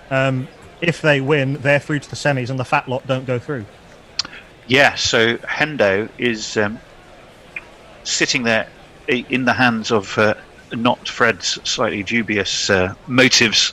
So tune in, anything could happen. In the self-greased hands of Not Fred. So yeah, we've got one of the semi-finals already then, because the Wevo Shaughnessy 11 perhaps shooting themselves in the foot and getting a little bit confident with that declaration, go through in second place. So you're making a spectacle of themselves 11, will be playing them in the semis. If indeed they can find their way to the ground, then that will be the case. A final reminder. Quarantine there, they ought to be. Well, that's true. You never know, they struggle to get out of their own bedrooms. Final reminder that we are partnering throughout this tournament with the Juvenile Diabetes Research Fund, JDRF, to support them in their extraordinary work to find prevention and cure for type 1 juvenile diabetes. Do please go to our Just Giving page and help us out. And there are many donation over £15 or £15 or over, and 50% of that goes straight to JDRF, so you'll be helping both us, but very importantly a wonderful cause that is close to our hearts. Knuckle, bad luck today. Al, well done. Congrats. Thank you very much. Did a very good job there. And as ever, two final thanks. Thanks, of course, to the fat fingers of the bear, who's been true to form and been rolling those not outs and no balls with some alacrity today. And most importantly, thanks to anyone who has joined us and tweeted us and sent us Facebook messages. Your company is what keeps us going, and we will look forward to seeing you again on Tuesday. In the meantime, thank you all very much, and take care. Enjoy your weekends. Bye. Indeed. Bye. Bye. Guerilla Cricket. Whoa. Guerilla Cricket. Whoa. Guerilla. Take guard, man the barricades, patrol the cover boundary. At last the time is come, this is a cricketing emergency. Hear this call to arms for every cricket revolutionary. Take up your bats and stumps for the test match insurgency. At first they